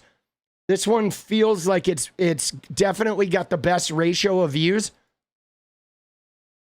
And but this one stopped live streaming like months ago. Dude, Tiana, let's go. So yeah, so he does have multiple channels, but even with his multiple channels, right? He is gagging, bro. He's gagging hard, man. And I think a lot of it has to do with Russia, okay? Russia, see, you know what they say, guys? It's like when you have a personal brand, okay? When you have a personal brand, you have to deal with, like, controversy affects every brand differently, okay? Like, for example, all right, you look at Dave Rubin, okay? Dave Rubin had the Russian thing, but Dave Rubin just sort of made a statement about it. Then he fucking zipped up. He blocked anybody who mentioned it under his social media. And he just sort of created a whole, like, I'm not going to talk about this anymore. But Dave Rubin is also a smarmy fucking salesman, okay? So the smarmy salesman doing the Russian influence campaign, and then they just clamp down on it and they get all quiet and they never address it. Nobody's really surprised that Dave Rubin took money from Russia, because we all know that guy is a smarmy fucking salesperson, okay? All of us do. Even his fans know that he's a smarmy fucking salesperson. And right? And so, like, they fucking, you know, whatever. It didn't damage him that much. The same with Benny Johnson, okay? Benny Johnson is a smarmy salesperson, and both those guys are beholden to the Trump administration. So nobody was shocked that they were taking Russian money, because those guys are so phony, such liars, such degenerates. Now, all of the left wing knows that Tim Pool is a liar and a degenerate, and we know, but his fans, okay, his fans looked at him like the truth teller, okay? His fans thought he was the guy who was, like, calling everybody else out. He's the dude who called out the smarmy salespeople, because he was supposedly the rock and roll skater guy who built his brand. I'm like, no, I'm the true voice. I'm really the one telling you like it is. And so that kind of scandal hit him really hard, because all of a sudden they're like, wait, the fucking skater rebellious guy that supposedly is the truth teller is a paid Russian bot? Like, nah, bro. Like, no, right? You know, because he came up in the Occupy Wall Street era, in the activist era, right? And yeah, he is a poser, and he's a fucking bullshit artist. But, like, the point, you know what I'm saying? But you see how he, like, right? He's such a fucking smarm, dude. Oh, he's getting raked. We love to see it.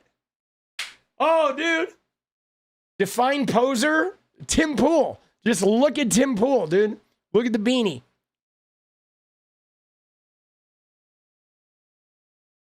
Did I hear his songs? Yeah. Oh, yeah, his band is terrible, bro. Dude, his band is terrible. And I mean, you know, again, though, you ready?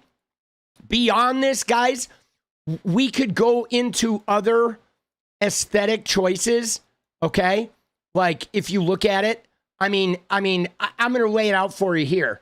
Dude, yeah, the Ukraine shit, the Russian money, that didn't look good for him. But also, I think some of this, guys, is just about, in general, right? Some of it, guys, some of it is just about, like, the look of his shit, okay? You go in here, and, I mean, he's in this grimy fucking studio. You know what I'm saying? Like, if you look at him, his shit, he's literally just in this fucking grimy fucking studio with a bunch of grimy dudes with, like, magic cards. It looks like he's in a fucking, like, a warehouse or some shit with the weird skateboards. And the vibe is like, it's a bunch of, like, you know, like earth tone, like muted color wearing bros that are old, and they all have questionable, like, hair and facial hair.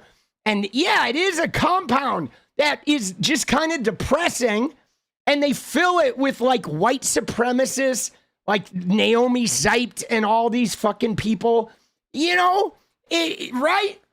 And I just don't think there's a lot of longevity. You combine that with really bad music and really shitty tabloid level journalism, and then they found out he was a liar. And dude, it's just, you know, I think it's not tenable. And what's more, guys, you ready for this? I believe the Trump administration is too negative for people to hang out in this level of negativity.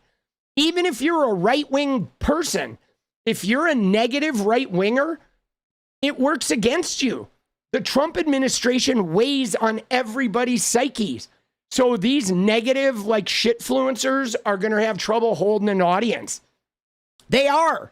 Like, even their own fans can't just sit there and listen to, like, oh, kill us now, right?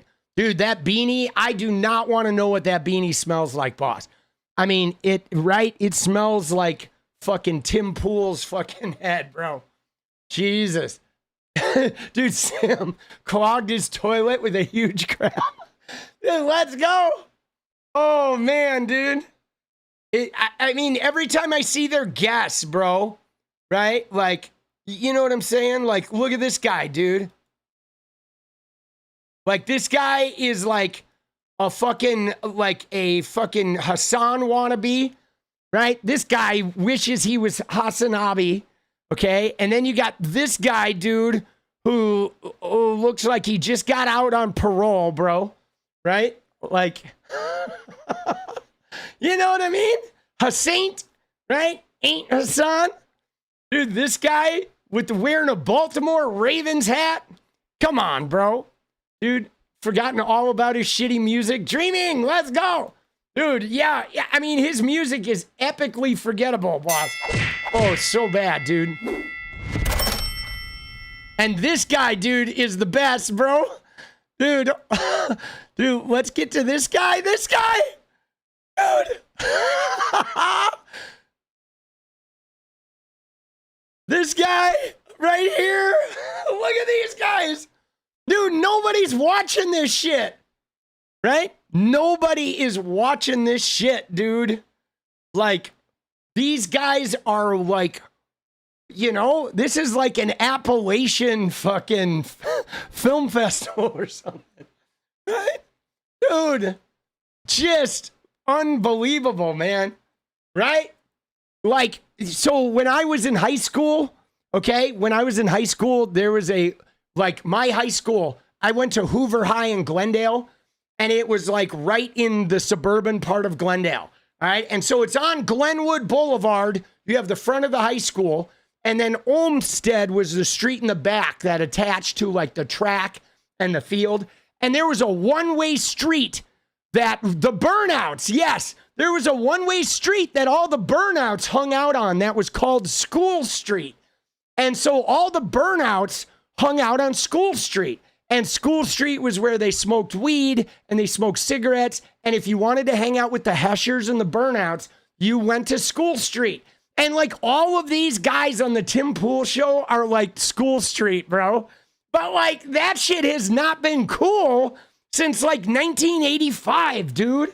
You know, it's just so dated. I mean, there was a time when the burnouts were really fucking cool.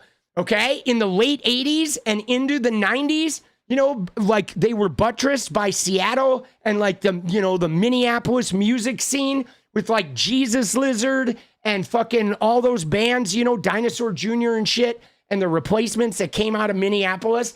But like, dude, once Minneapolis and Seattle were done, dude, the burnout, like fucking sort of vibes just disappeared, dude.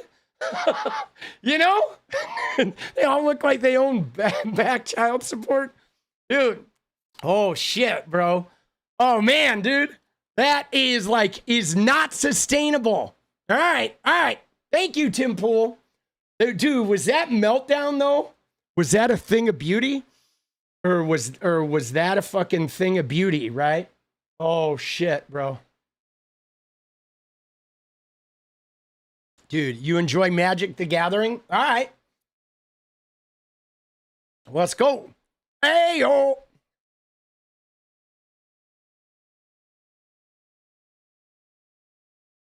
Oh, fuck. Dude, it's funny, bro. Dude. I just want to see what the replies are. Dude. Dude, someone said, "Aw, cupcake." Dude. Oh, it's so funny. Dude. Every 3 years, Tim shoots up his kitchen, boss. Claims gunshots. Oh, man, dude. Dude, so good. Oh, that was beautiful. All right. All right. Now, guys, drum roll, please. Because, so, look at this. I don't know if you remember. Okay. I did not see the show, Allie, but we did look at his tweet from that day, right? And again, yeah, it was in December. I will check out that video. That is, of course, every December, that's his fucking thing. Hold on one sec here.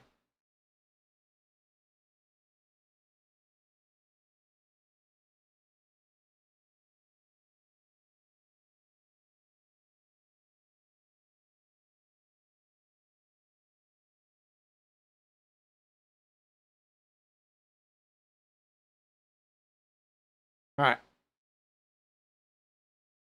So, he was cleaning it loaded, probably. Sorry, I'm having a little mustache issue. So, a couple of weeks ago, we watched a Candace Owens video. All right. And I don't know if you guys remember this, but she was watching some content from this Wolves and Finance guy. And this guy had looked at some of the TPUSA financials, and there were a bunch of 990 reports. There were 3 of the 4 shell corporations inside TPUSA were missing financial reports. Okay, remember? Well, this guy found the financial reports.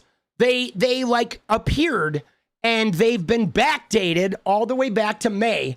But this guy did a little bit of research on TPUSA's questionable financial reports and looking at some of the numbers from these shell companies, guys, and wait till you see what he found. Okay, we're going to take a look at this real quick because, dude, he found some shit, boss. 2 weeks ago, I posted a video about red flags at Turning Point USA. Among the many things I mentioned, Turning Point was missing 3 of the 4 990 forms for their shell companies. Well, guess what? The missing forms have mysteriously been posted, and they are marked that they were filed on May 15th, 2025. So they are claiming that they filed 4 forms, the IRS posted one, held on to the other 3, and for some reason posted them 6 months later when people started talking about it online. Weird. Isn't that convenient? But we're not going to dwell on it because the more important thing is that now we have the missing financials. And you're not going to believe this. It gets even worse. Yeah, so now here's where it gets weird though, guys. Because watch what he fucking discovers here. And he's about to do a little legwork. This is great. In the 990 forms, you can go to page 8, and each organization must list out their highest paid independent contractors. What is curious is that on the FY24 form for America's Turning Point, Tyler Boyer lists himself as an independent contractor, and he puts his personal home address. Now, I'm not doxing anyone here because it is public information on the IRS form. So Tyler Boyer is a contractor taking money, a significant chunk out to his home address. All right. He's one of them, which is all right. All right. He's just pulling money out of the TPUSA fold. And I have to tell people, please do not go to Tyler Boyer's house. That is not appropriate. But I will say, if you go look up his residence on Google Maps, you will see that he lives in a massive mansion. Now, I'm not going to show his home out of respect, but you can go see it for yourself. It is mind-blowing. Yeah. Isn't that interesting? This guy is just the president of, right? He's a higher up in a nonprofit but homie is living at like his own personal Mar-a-Lago. Where is Tyler Boyer getting all this money? But what is even more important is if you go to the other shell company, Turning Point Action, in FY 2024, their number one independent contractor is a company called 110 LLC. In fact, this has been one of their largest contractors for the last 3 years. These are all the payments, and they total $1,456,261 over the last 3 years. That's almost $1.5 million. The description they provide is social, digital media, ad placement. Get ready. Now, there is also an address for this company. So I thought, let's take a trip and go check this company out. If Turning Point is paying them $1.5 million, they must be doing something really great. So, up to this point, we're going to recap real quick in case you missed the attention. So Tyler Boyer is wealthy as shit, and he's getting paid as a contractor with money that is certainly not buying his mansion. Then there's another contractor called 110 LLC, which, yes, 109, 110, we know is some anti-Semitic fucking bullshit, but whatever, right? 110 LLC has an address, okay? An address and a suite number, but he goes to the business address. You ready for this? This is for their digital media. All right, here he goes. I am on location in Queen Creek, Arizona. And if you don't know, Queen Creek is a suburb of Phoenix. So I'm at the address that was listed on the 990 form. And this is strange. It's a strip mall. This is a strip mall. So I'm going to get out. I'm going to take a walk around and see if I can find the business 110 LLC. Okay. I've walked past all the suites. I've checked all the doors. The business 110 LLC, as far as I can tell, is not here. What is going on? So Turning Point is putting on their IRS form that they are sending $1.5 million to this parking lot. Well, I'm sitting here in the parking lot. The business is not here, dude, as far as I can tell. And there's no P.O. box, but it gets crazier because watch what they do with the suite numbers. Yeah, no, there's not a mailboxes, etc. in this lot. What is going on? I mean, maybe they didn't think that anyone was going to actually drive out here and check it out. But as far as I can tell, the business is not here. So my question is, do the Turning Point donors know this is how their money is being spent? That Turning Point is writing on their IRS forms that they're sending $1.5 million to this parking lot. I did some additional checking. Another thing that is strange is that there is no website for 110 LLC. How do you run a business without a website? That's pretty strange. And I thought, maybe they moved. Maybe there's a different location. But if you look it up on Google Maps, there is no location for 110 LLC. So there's no website, there's no location. Does this company actually exist? Well, we do have records that it is owned by someone named Jake Hoffman, who is actually the former communications director for Turning Point USA. He is now a Republican state senator in Arizona. Now, just to give you some context, Jake Hoffman is a really powerful person in Arizona, which may be why no one has talked about this before. In his financial disclosure statement, he lists that he is the owner of 110 LLC at the same address in Queen Creek. Did you see that, though? Look at what it says. It says Suites 105 to 503, okay? Right? It's like claiming that a whole bunch of suites there are like part of this business address. Owner of 110 LLC at the same address in Queen Creek. What is also curious is that on the financial disclosure form, he lists out 8 different businesses that are all operating out of that same strip mall. 8 businesses. But what is even more strange is that on the financial disclosure form, he actually lists out the suite numbers. He claims that he is operating his business out of suites 105 to 503. Excuse me? That is every suite in the strip mall. How does that make sense? Is he operating out of the grocery store? Is he operating out of Panda Express? Is he operating his business out of the pet dental clinic? Now, if you watch my channel, you can tell that I'm a conservative. But I do not have a problem calling out a Republican if I see something that looks shady. And this is all allegedly. I don't know if anything illegal is happening for sure. Maybe there is an innocent explanation for all of this. I have never met Jake Hoffman, so I cannot speak to whether he's an ethical person or not. All I can speak to is what these people are writing in their financial forms. You have to admit that it looks pretty strange. It looks like Turning Point is sending $1.5 million to a parking lot to get picked up by a politician. If you remember, Baker Tilly is the accounting firm that did the annual financial audit. Yeah, see, that's really interesting, right? Because Jake Hoffman is a really, really, like he said, powerful local politician there in Arizona. And that's exactly what it looks like. It looks like he has a company that is listing a bunch of businesses at the strip mall address where there are no businesses, and he's getting millions of dollars that's going right into the pocket of a very powerful local politician, which could, of course, mean any number of things. That they are seeking, TPUSA is getting protections from the state, like not being audited tax-wise, not being audited, right? Not having business complaints get followed up against them. When those rape charges come in, that shit just disappears, et cetera, et cetera. Okay? Was Jake Hoffman one of the fake electors? Was he? I know Tyler Boyer was.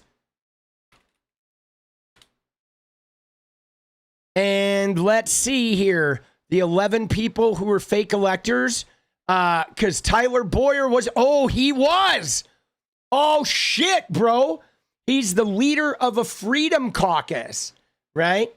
Oh, fuck, dude. That's crazy. Right? Right? That's fucking wild, bro. So, of course he was. All right? Of course he was, dude. That's fucking insane, boss. So they're the ones that signed off on Turning Point. They gave it a clean audit. They said there's no problems at Turning Point. Well, Baker Tilly, did you look at the largest contract? They're supposed to do an audit procedure to make sure that it's an actual company. Well, I'm sitting here in the parking lot, I'm looking around, and I don't see a company called 110 LLC. So Baker Tilly, I want to know the specific audit procedure that you did to ensure that this was a legitimate company and not an illegal payment to a politician. In a few weeks, Turning Point is hosting their biggest event of the year, America Fest. All of your favorite content creators will be showing up in Phoenix, Arizona to give speeches. I wonder if any of these people have a problem with Turning Point sending $1.5 million to a parking lot. Are any of them going to address in their speech any of the financial concerns at Turning Point? Patrick Bet-David has one of the largest business podcasts in the world, and he has been a major contributor to America Fest. He is the business guy. Can he explain this to us? I would like to hear Patrick Bet-David give us some kind of business scenario which explains why Turning Point would send $1.5 million to a parking lot. Yeah, and again, guys, even if there is a even if there was a post office box there, okay, let's just say that there's a fucking post office box, mail our us, right? And so this money's getting sent to a post office box, but $1.5 million going to a state senator for social media and digital ad buys? Like, dude, that's bullshit. And it gets crazier when they start looking at the employee list, okay? Because they're right, it's going to get even crazier. You know what I'm saying? Now, I've noticed a lot of comments suggesting that it is inappropriate for me to criticize the finances of Turning Point USA. Let me explain this for people who may not understand. Turning Point receives a tax subsidy. That is what a 501c3 is. You are paying more in taxes so that Turning Point is tax exempt. And in general, this is a good thing because we want nonprofits out in the world doing good things. So we give them this tax benefit. But if Turning Point is not doing good in the world, if they have problems in their financials, if their tax forms are missing, maybe they should not get tax exempt status. The rich and powerful people who run Turning Point are raising hundreds of millions of dollars and they don't have to pay tax on any of it because you watching this video are footing the bill. So every American has the right to ask questions about Turning Point's financials. If you think they look shady, you are absolutely justified in demanding answers. The other thing I mentioned in my last video was the missing $8.6 million that was transferred from Turning Point USA to America's Turning Point. Now we have the finances so we can see how that money was spent. Just to recap, there are 4 shell companies. Turning Point USA is the main one, then we have Turning Point Action, America's Turning Point, and Turning Point Endowment. Just as a reminder, Tyler Boyer is the only paid executive listed for America's Turning Point. Charlie Kirk is not even listed. So it seems strange to me that in FY24, $8.6 million mysteriously got transferred out of the main company into the shell company managed by Tyler Boyer. Yeah, and that's the guy who took over after Charlie got whacked. So Charlie gets whacked. He's not listed on any of these companies, but Tyler Boyer is listed as the only employee of the company that took the most money, bro. That's wild, boss. When we look at how this money was actually spent, it went mainly to salaries. 4.5 and in the last million video, I mentioned salaries. the possibility of ghost employees. This is when an organization pays people, records it as salary expense when those people do not actually work for the business. So I want to drill down into this idea further. Now, I have to admit that salary information can be notoriously hard to analyze because people are constantly coming and going from an organization. For instance, you could get a bunch of people hired in the last month of the year. Those kind of timing issues can cause strange fluctuations in your expenses, but you would expect the overall trends to make sense. You would expect the numbers to be within a certain range that is realistic. For America's Turning Point in FY24, we see that for the first time, they report 24 employees. This number is reported on a calendar year, and the expenses are reported on a fiscal year ending on 6/30. So let's stagger these out.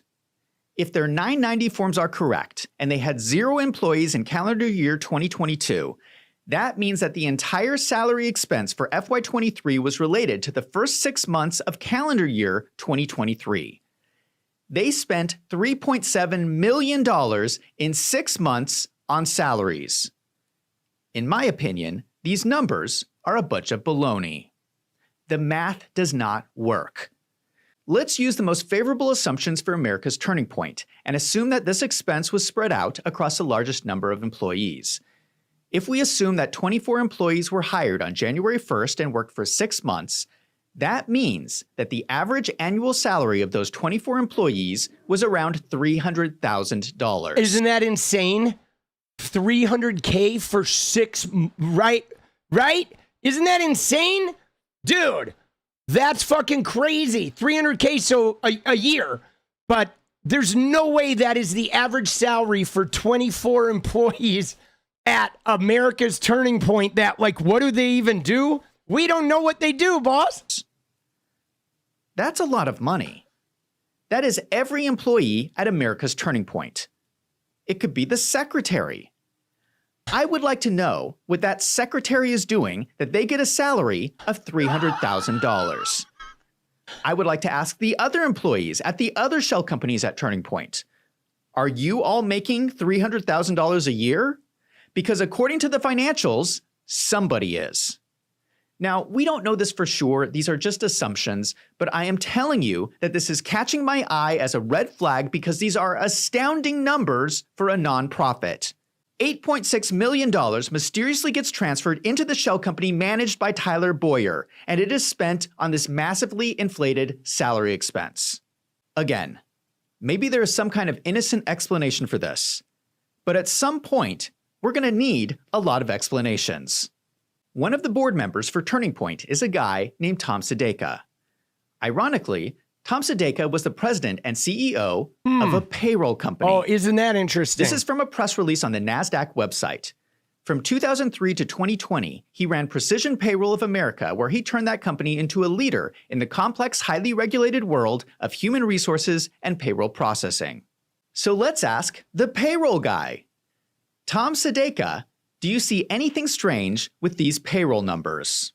Now, to understand the full picture, it's not just about where the money was going to, it's also where the money was coming from. When I was going through all the new financial information, I saw this chart, and immediately, I had a good idea of what was going on. This shows revenue going into Turning Point Action, and you can see a gigantic leap in revenues for FY24. It went from $10.7 million to $27.2 million. That is over a 150% increase in 1 year, an extraordinary achievement for a nonprofit. What is even more curious is when you put this chart side by side with Turning Point USA. Turning Point USA shows a 4% increase. Remember that Turning Point USA is the main organization with Charlie Kirk as president. Charlie Kirk works a lot less on Turning Point Action, and Tyler Boyer is the COO. Do you see what is happening? For some reason, in FY24, Turning Point got a ton of new donors.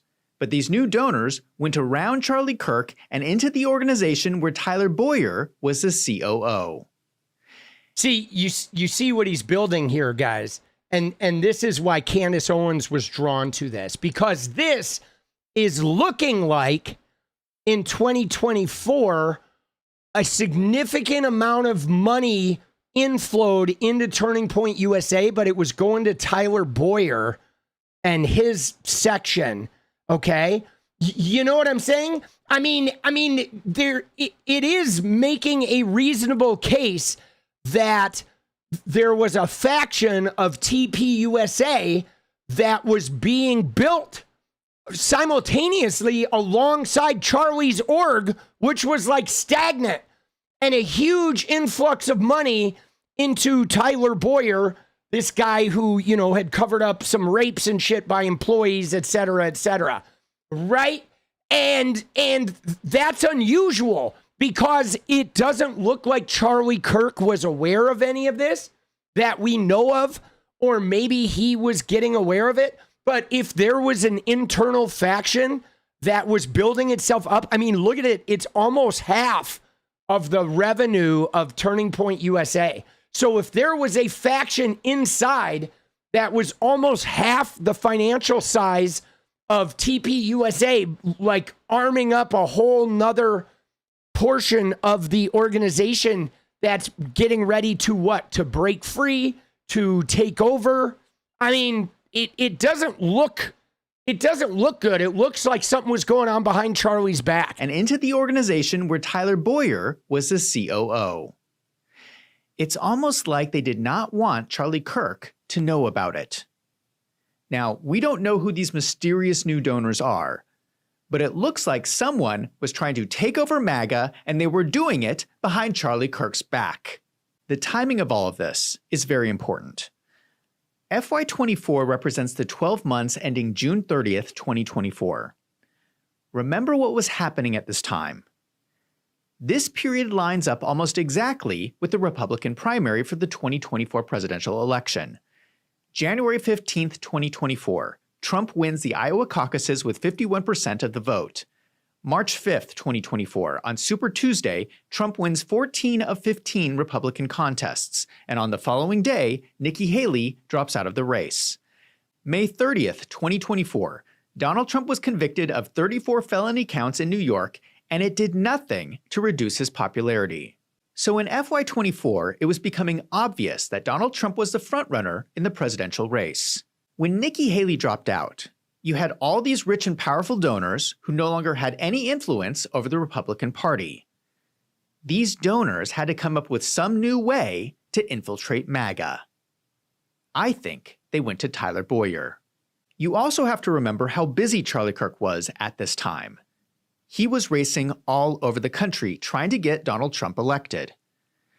So if someone at Turning Point was working behind his back to steal money from the company, this would have been a really easy time to do that. But the problem with stealing is you can only get away with it for so long. Along comes the FY24 financial audit. We know from the audit letter that it was concluded on June 20th, 2025, a few months before Charlie Kirk was murdered.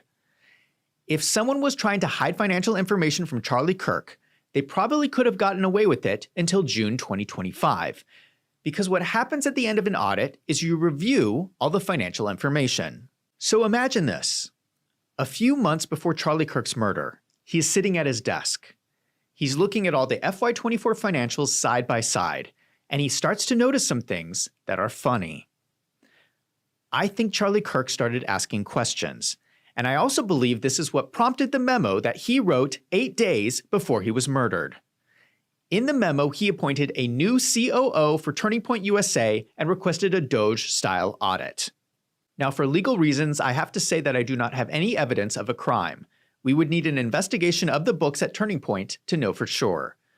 What I am saying is that there are red flags in the financials at Turning Point and a lot of questions that need to be answered. Yeah, see, that's really weird, okay?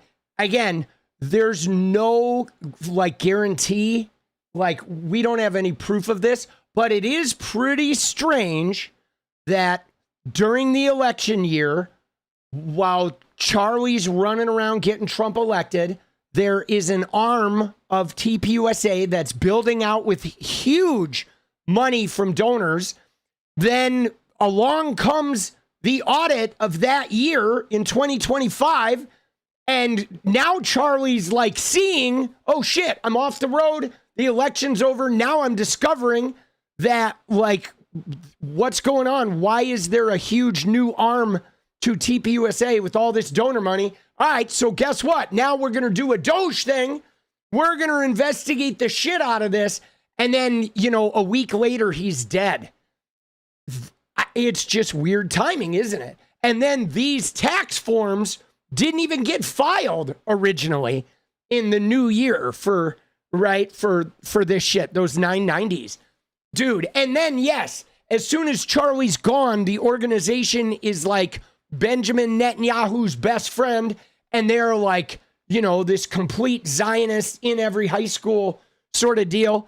Dude, this is fucking bizarre, guys. The Attorney General of Arizona is Kris Mayes. She has jurisdiction over this situation. Kris Mayes is most well known for trying to arrest the Trump electors in Arizona. That case fizzled out and did not go anywhere.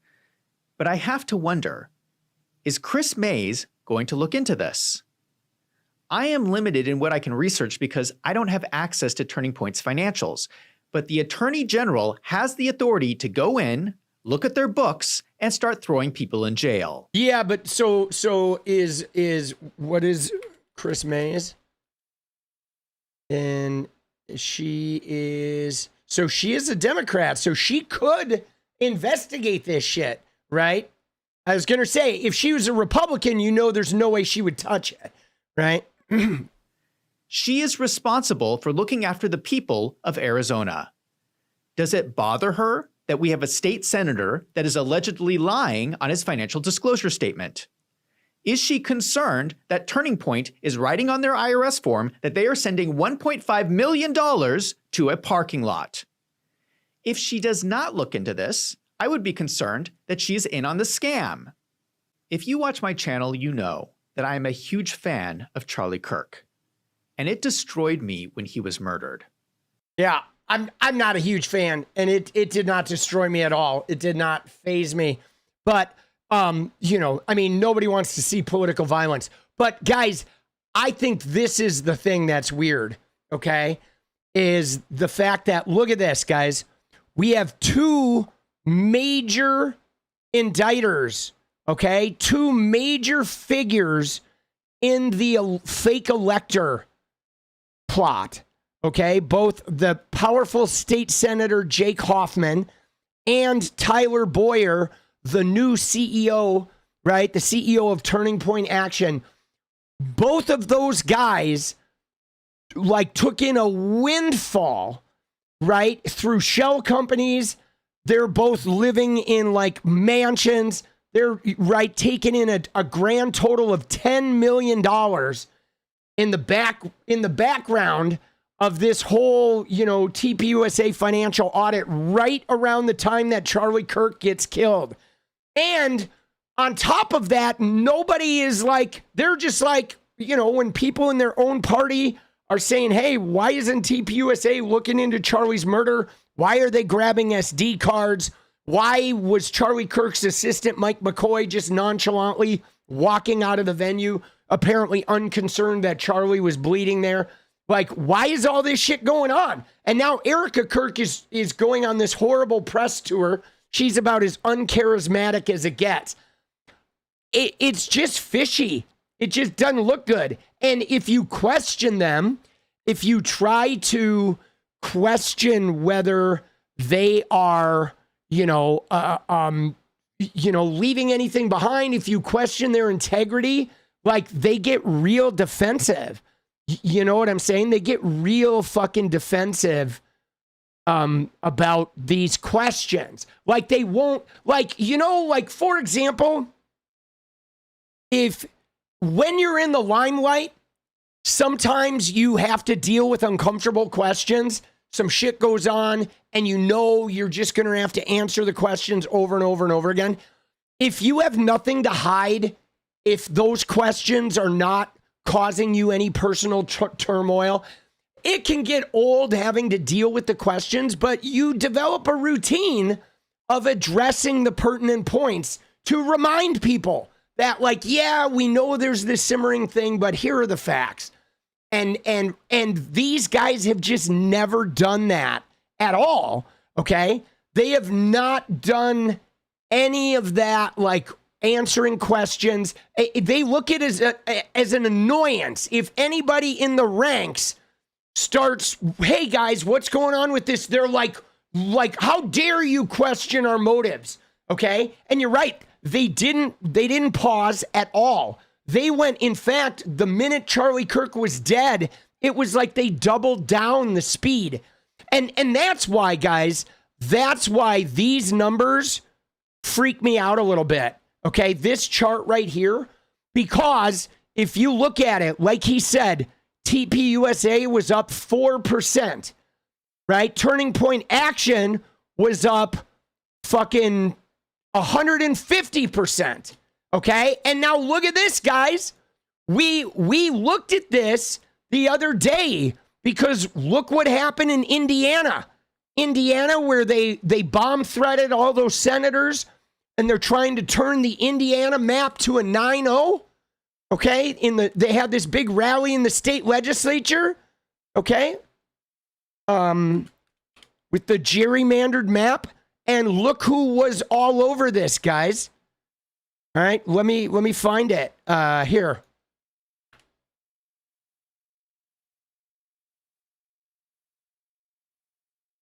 Look who was all over that Indiana map, guys.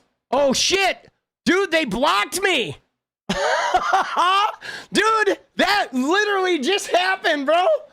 Dude, that happened based on my comments that happened in the last couple days, because I've been sniffing up on them over Indiana. Okay? Dude, look at that shit. Oh, fuck, bro. That's funny. But look at what they were doing, guys. Right here, man. They were involved in the Indiana map. Okay? The Turning Point Action was heavily involved in along with TPUSA. Okay? They were involved in, dude, Tyler Boyer blocked my fucking shit, dude. Of course he did. Dude, need a burner account? Nah, you can still see him. But so TPUSA and Turning Point Action were part of the fucking Indiana map shit. Okay? This was their huge new motive. Okay? Now, so let me find the thing, the clip here. Let me find the tweet.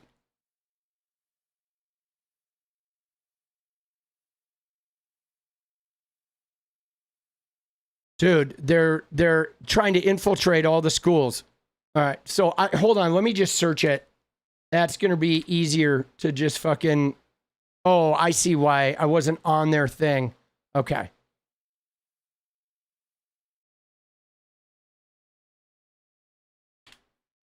So, right here, okay, these guys were...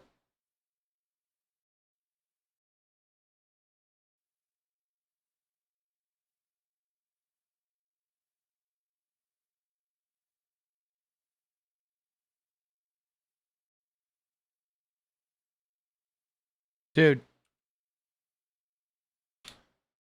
Oh, fucking. Now I got to find. I think I may have to look into my replies. All right. I know how to find this.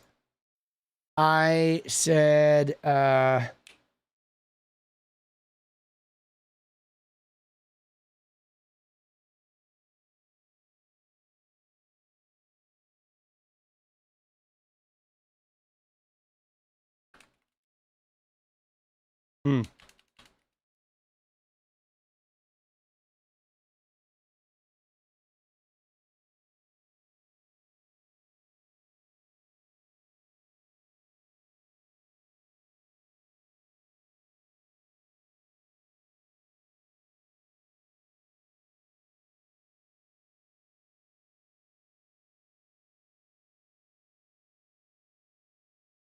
fuck, bro.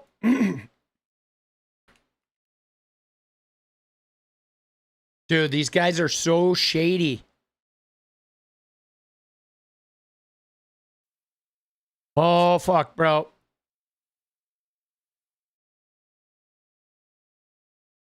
Dude, they're so shady, boss. So, all right, so Turning Point Action was in charge of the look at this. They're issuing a warning to the Indiana State Senate. Any GOP legislature who stands in the way of the redistricting is going to get primaried. So, right? So they are basically out at the event. Turning Point Action was leading the charge with the state legislatures and saying, hey, if the senators, if you vote against this shit, we're going to primary you and we're going to remove you. So my point being, guys, is Charlie Kirk is helping get Trump elected by going and getting these young white guys to vote. Then Trump gets elected and doesn't do any of the shit he said he was going to do. His approval rating starts crashing. There's some animosity about Israel. Charlie doesn't want to take all this money from Netanyahu. Meanwhile, a huge influx of cash shows up secretly into Tyler Boyer's little fucking account. Tyler Boyer and Senator Jake Hoffman are the main guys in this fake elector shit. And then they start, the minute Charlie Kirk looks into this, he ends up dead. And now what ends up happening is Tyler Boyer's little Turning Point Action is leading the charge of threatening people and bullying people into trying to sort of maintain control over the House through any means necessary. Okay?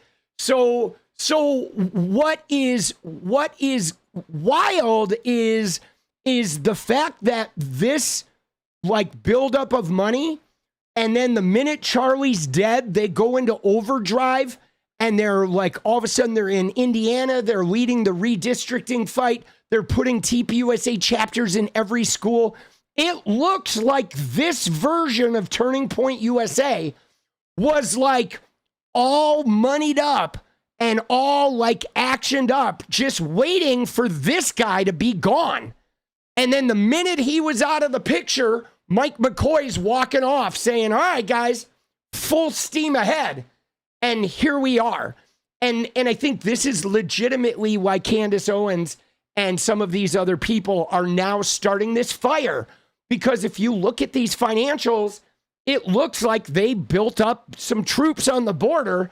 And the minute Kirk was down, they just were let's go, let's invade. And that shit is fucking, is crazy, boss. You know, that's wild shit, man.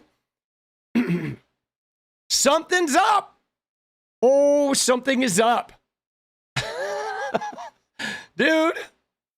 Oh, shit, bro. They're holding the same fake protests with paid protesters. Yeah, well, theirs is a little different.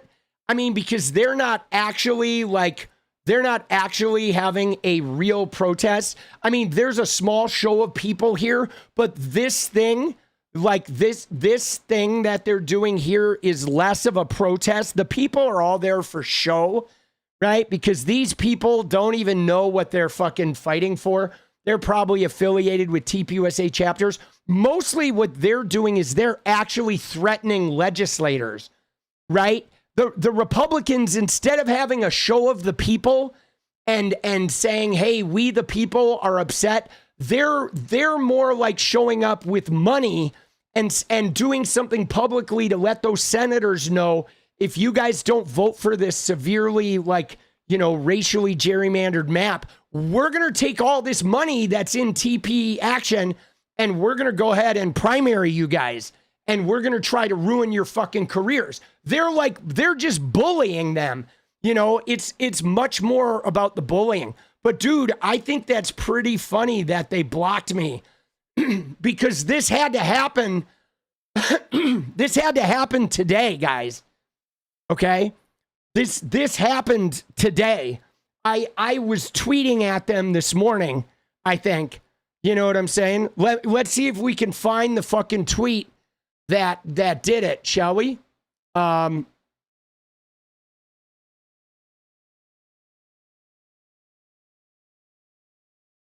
Where is the advanced search thing?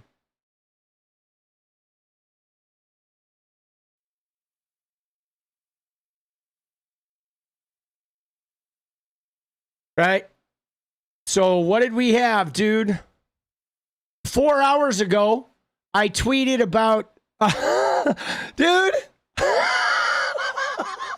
Oh shit.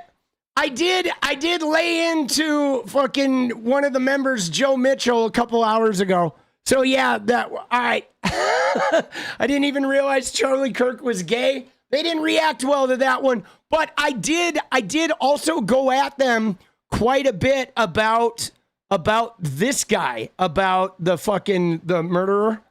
Case closed. Yeah, that was the one that did it. It was this tweet, right? Where it was Joe Mitchell. Okay, but see, this is interesting though, guys, right? Because it wasn't even a TP action tweet. It was Joe Mitchell who's running for Congress. Okay, he's running for Congress in Iowa. And I replied under that guy's tweet and fucking TP action fucking blocked me. That's fucking fascinating, right? Oh shit. Dude, that's funny, bro. All right, I'll give him that. But, oh fuck, dude. I did say we're going to shit stomp their organization. And though, guys, like, this is, I don't know exactly how to achieve this goal, but there is, if you were to look at the scorecard of like goals that I currently have, one of the goals I have right now is to either help TPUSA get investigated or dismantled. Okay, like seriously, they like TPUSA and their affiliate shell companies, like that movement needs to be gutted. And if there is if Democrats take power again and, enough power in Congress, that has to be, like, they have to be investigated. TPUSA does. Absolutely. They're operating like a religious terrorist organization that is threatening politicians, that is threatening professors, trying to dismantle our education system. They're affecting politics and like bullying like local politicians to wield to Trump's, constitution breaking activities. And they're trying to then put these organizations into middle schools and high schools nationwide while operating as a nonprofit, but moving tens of millions of dollars, $100 million into politicking and influencing children with religion and social media and shit. And it's all happening tax-free. And that's bullshit, man. That, dude, that's super destructive. Like a massive child grooming operation that's also threatening politicians. I mean, we looked at those Indiana politicians. Those senators have been getting pipe bombs and fucking bomb threats and swatted and, death threats. They've had to hire extra security for their families. It's like crazy. And this is, a year after, right? This is a year after some Minnesota politicians get fucking gunned down, right? Not even a year. You know what I'm saying? After some Minnesota state lawmakers got murdered by a crazy fucking Trump supporter. Like, bro, this shit is too weird. All right? But now we fucking dance. All right? I'm going to go make videos. I can't go late tonight because I have a dentist appointment in the morning. All right? I got to get this cracked tooth looked at. So now we got to dance, boss. We got to hit that dance party, baby.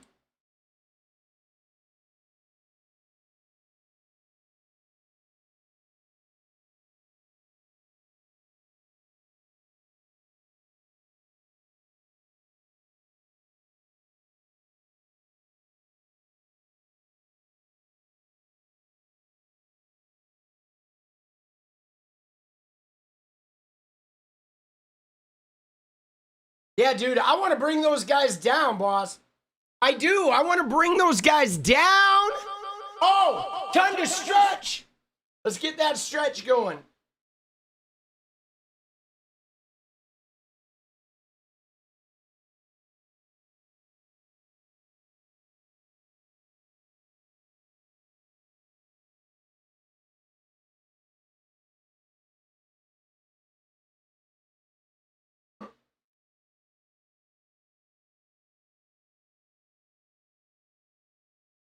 Dude, woke up to dance party. Let's go. Who are the investors? Yeah, see, nobody knows. And this is another part of our shell company of a shell company of a shell company is all of this money, nobody even knows where this money's coming from.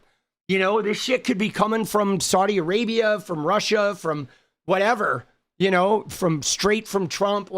It's just, you just don't know where any of the money is coming from. Everything is so hidden and fucking layered and out of sight that it's becomes impossible to track.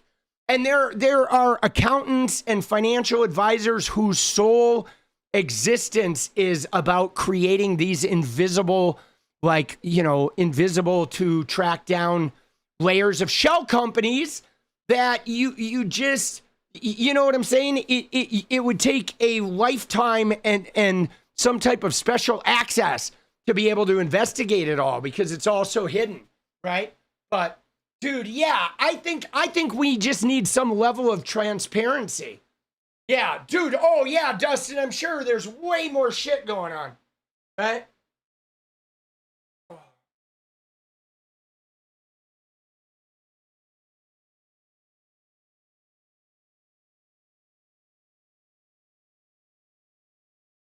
You ready? Let's go, baby! You ready? I'm ready to get down. I'm gonna go make a video. Thank you guys for being amazing. It's time to dance, time to work this shit out. Oh!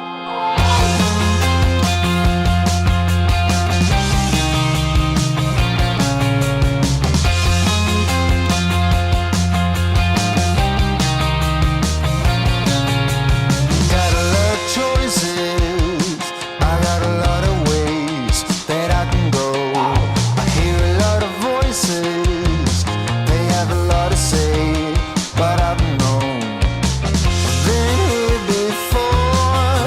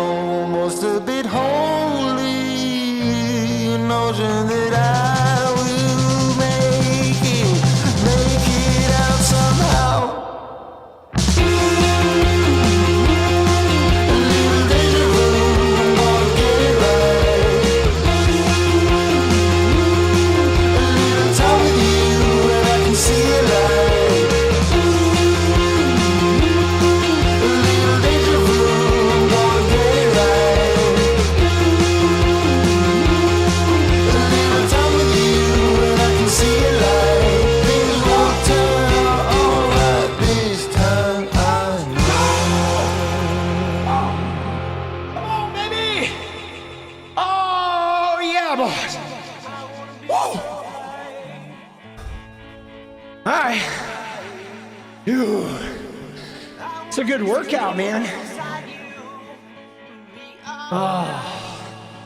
Another night. Another night we survived the Trump admin. That I require. That I'm blinded yet. The stars in my eyes. All right, guys. Thank you again for a beautiful evening. All right. Another day of survival here in the crazy fucking Trump admin. All right, we're gonna make it through this. We're gonna try to bring down some of these fucking Goliaths. Right? TPUSA's gotta go, guys. All right. Again, I love you. Thank you for the support. Thank you for fucking being here. Help me take care of my head. I'm blinded yet by the stars in my eyes. It's true, I've been dreaming of you.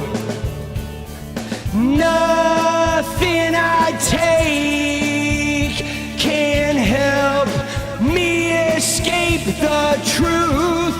If you need me, will I need me too? All right, guys, thank you. I'll see you tomorrow. Fucking big love, baby. Good night. Love ya.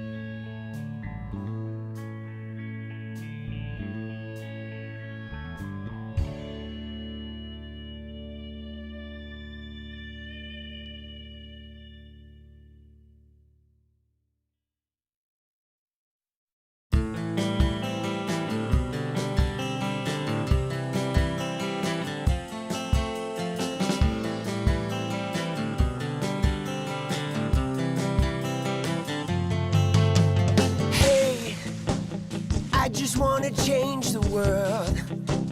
I just want the perfect girl. I don't wanna hang around, I'd rather be found. It gets better, I wonder, my pleasure together. Everyone's waiting, anticipating.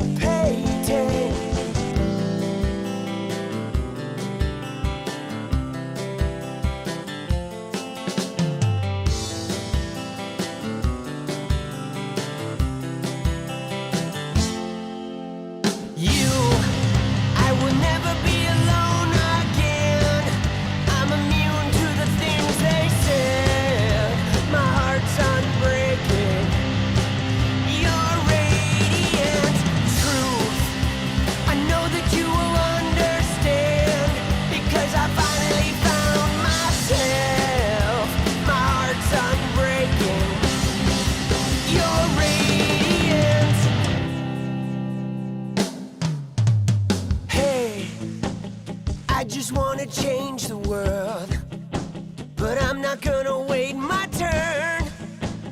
I don't ever want to come down, I'd rather be found. It gets better. better. I wonder my pleasure together. Everyone's waiting, anticipation.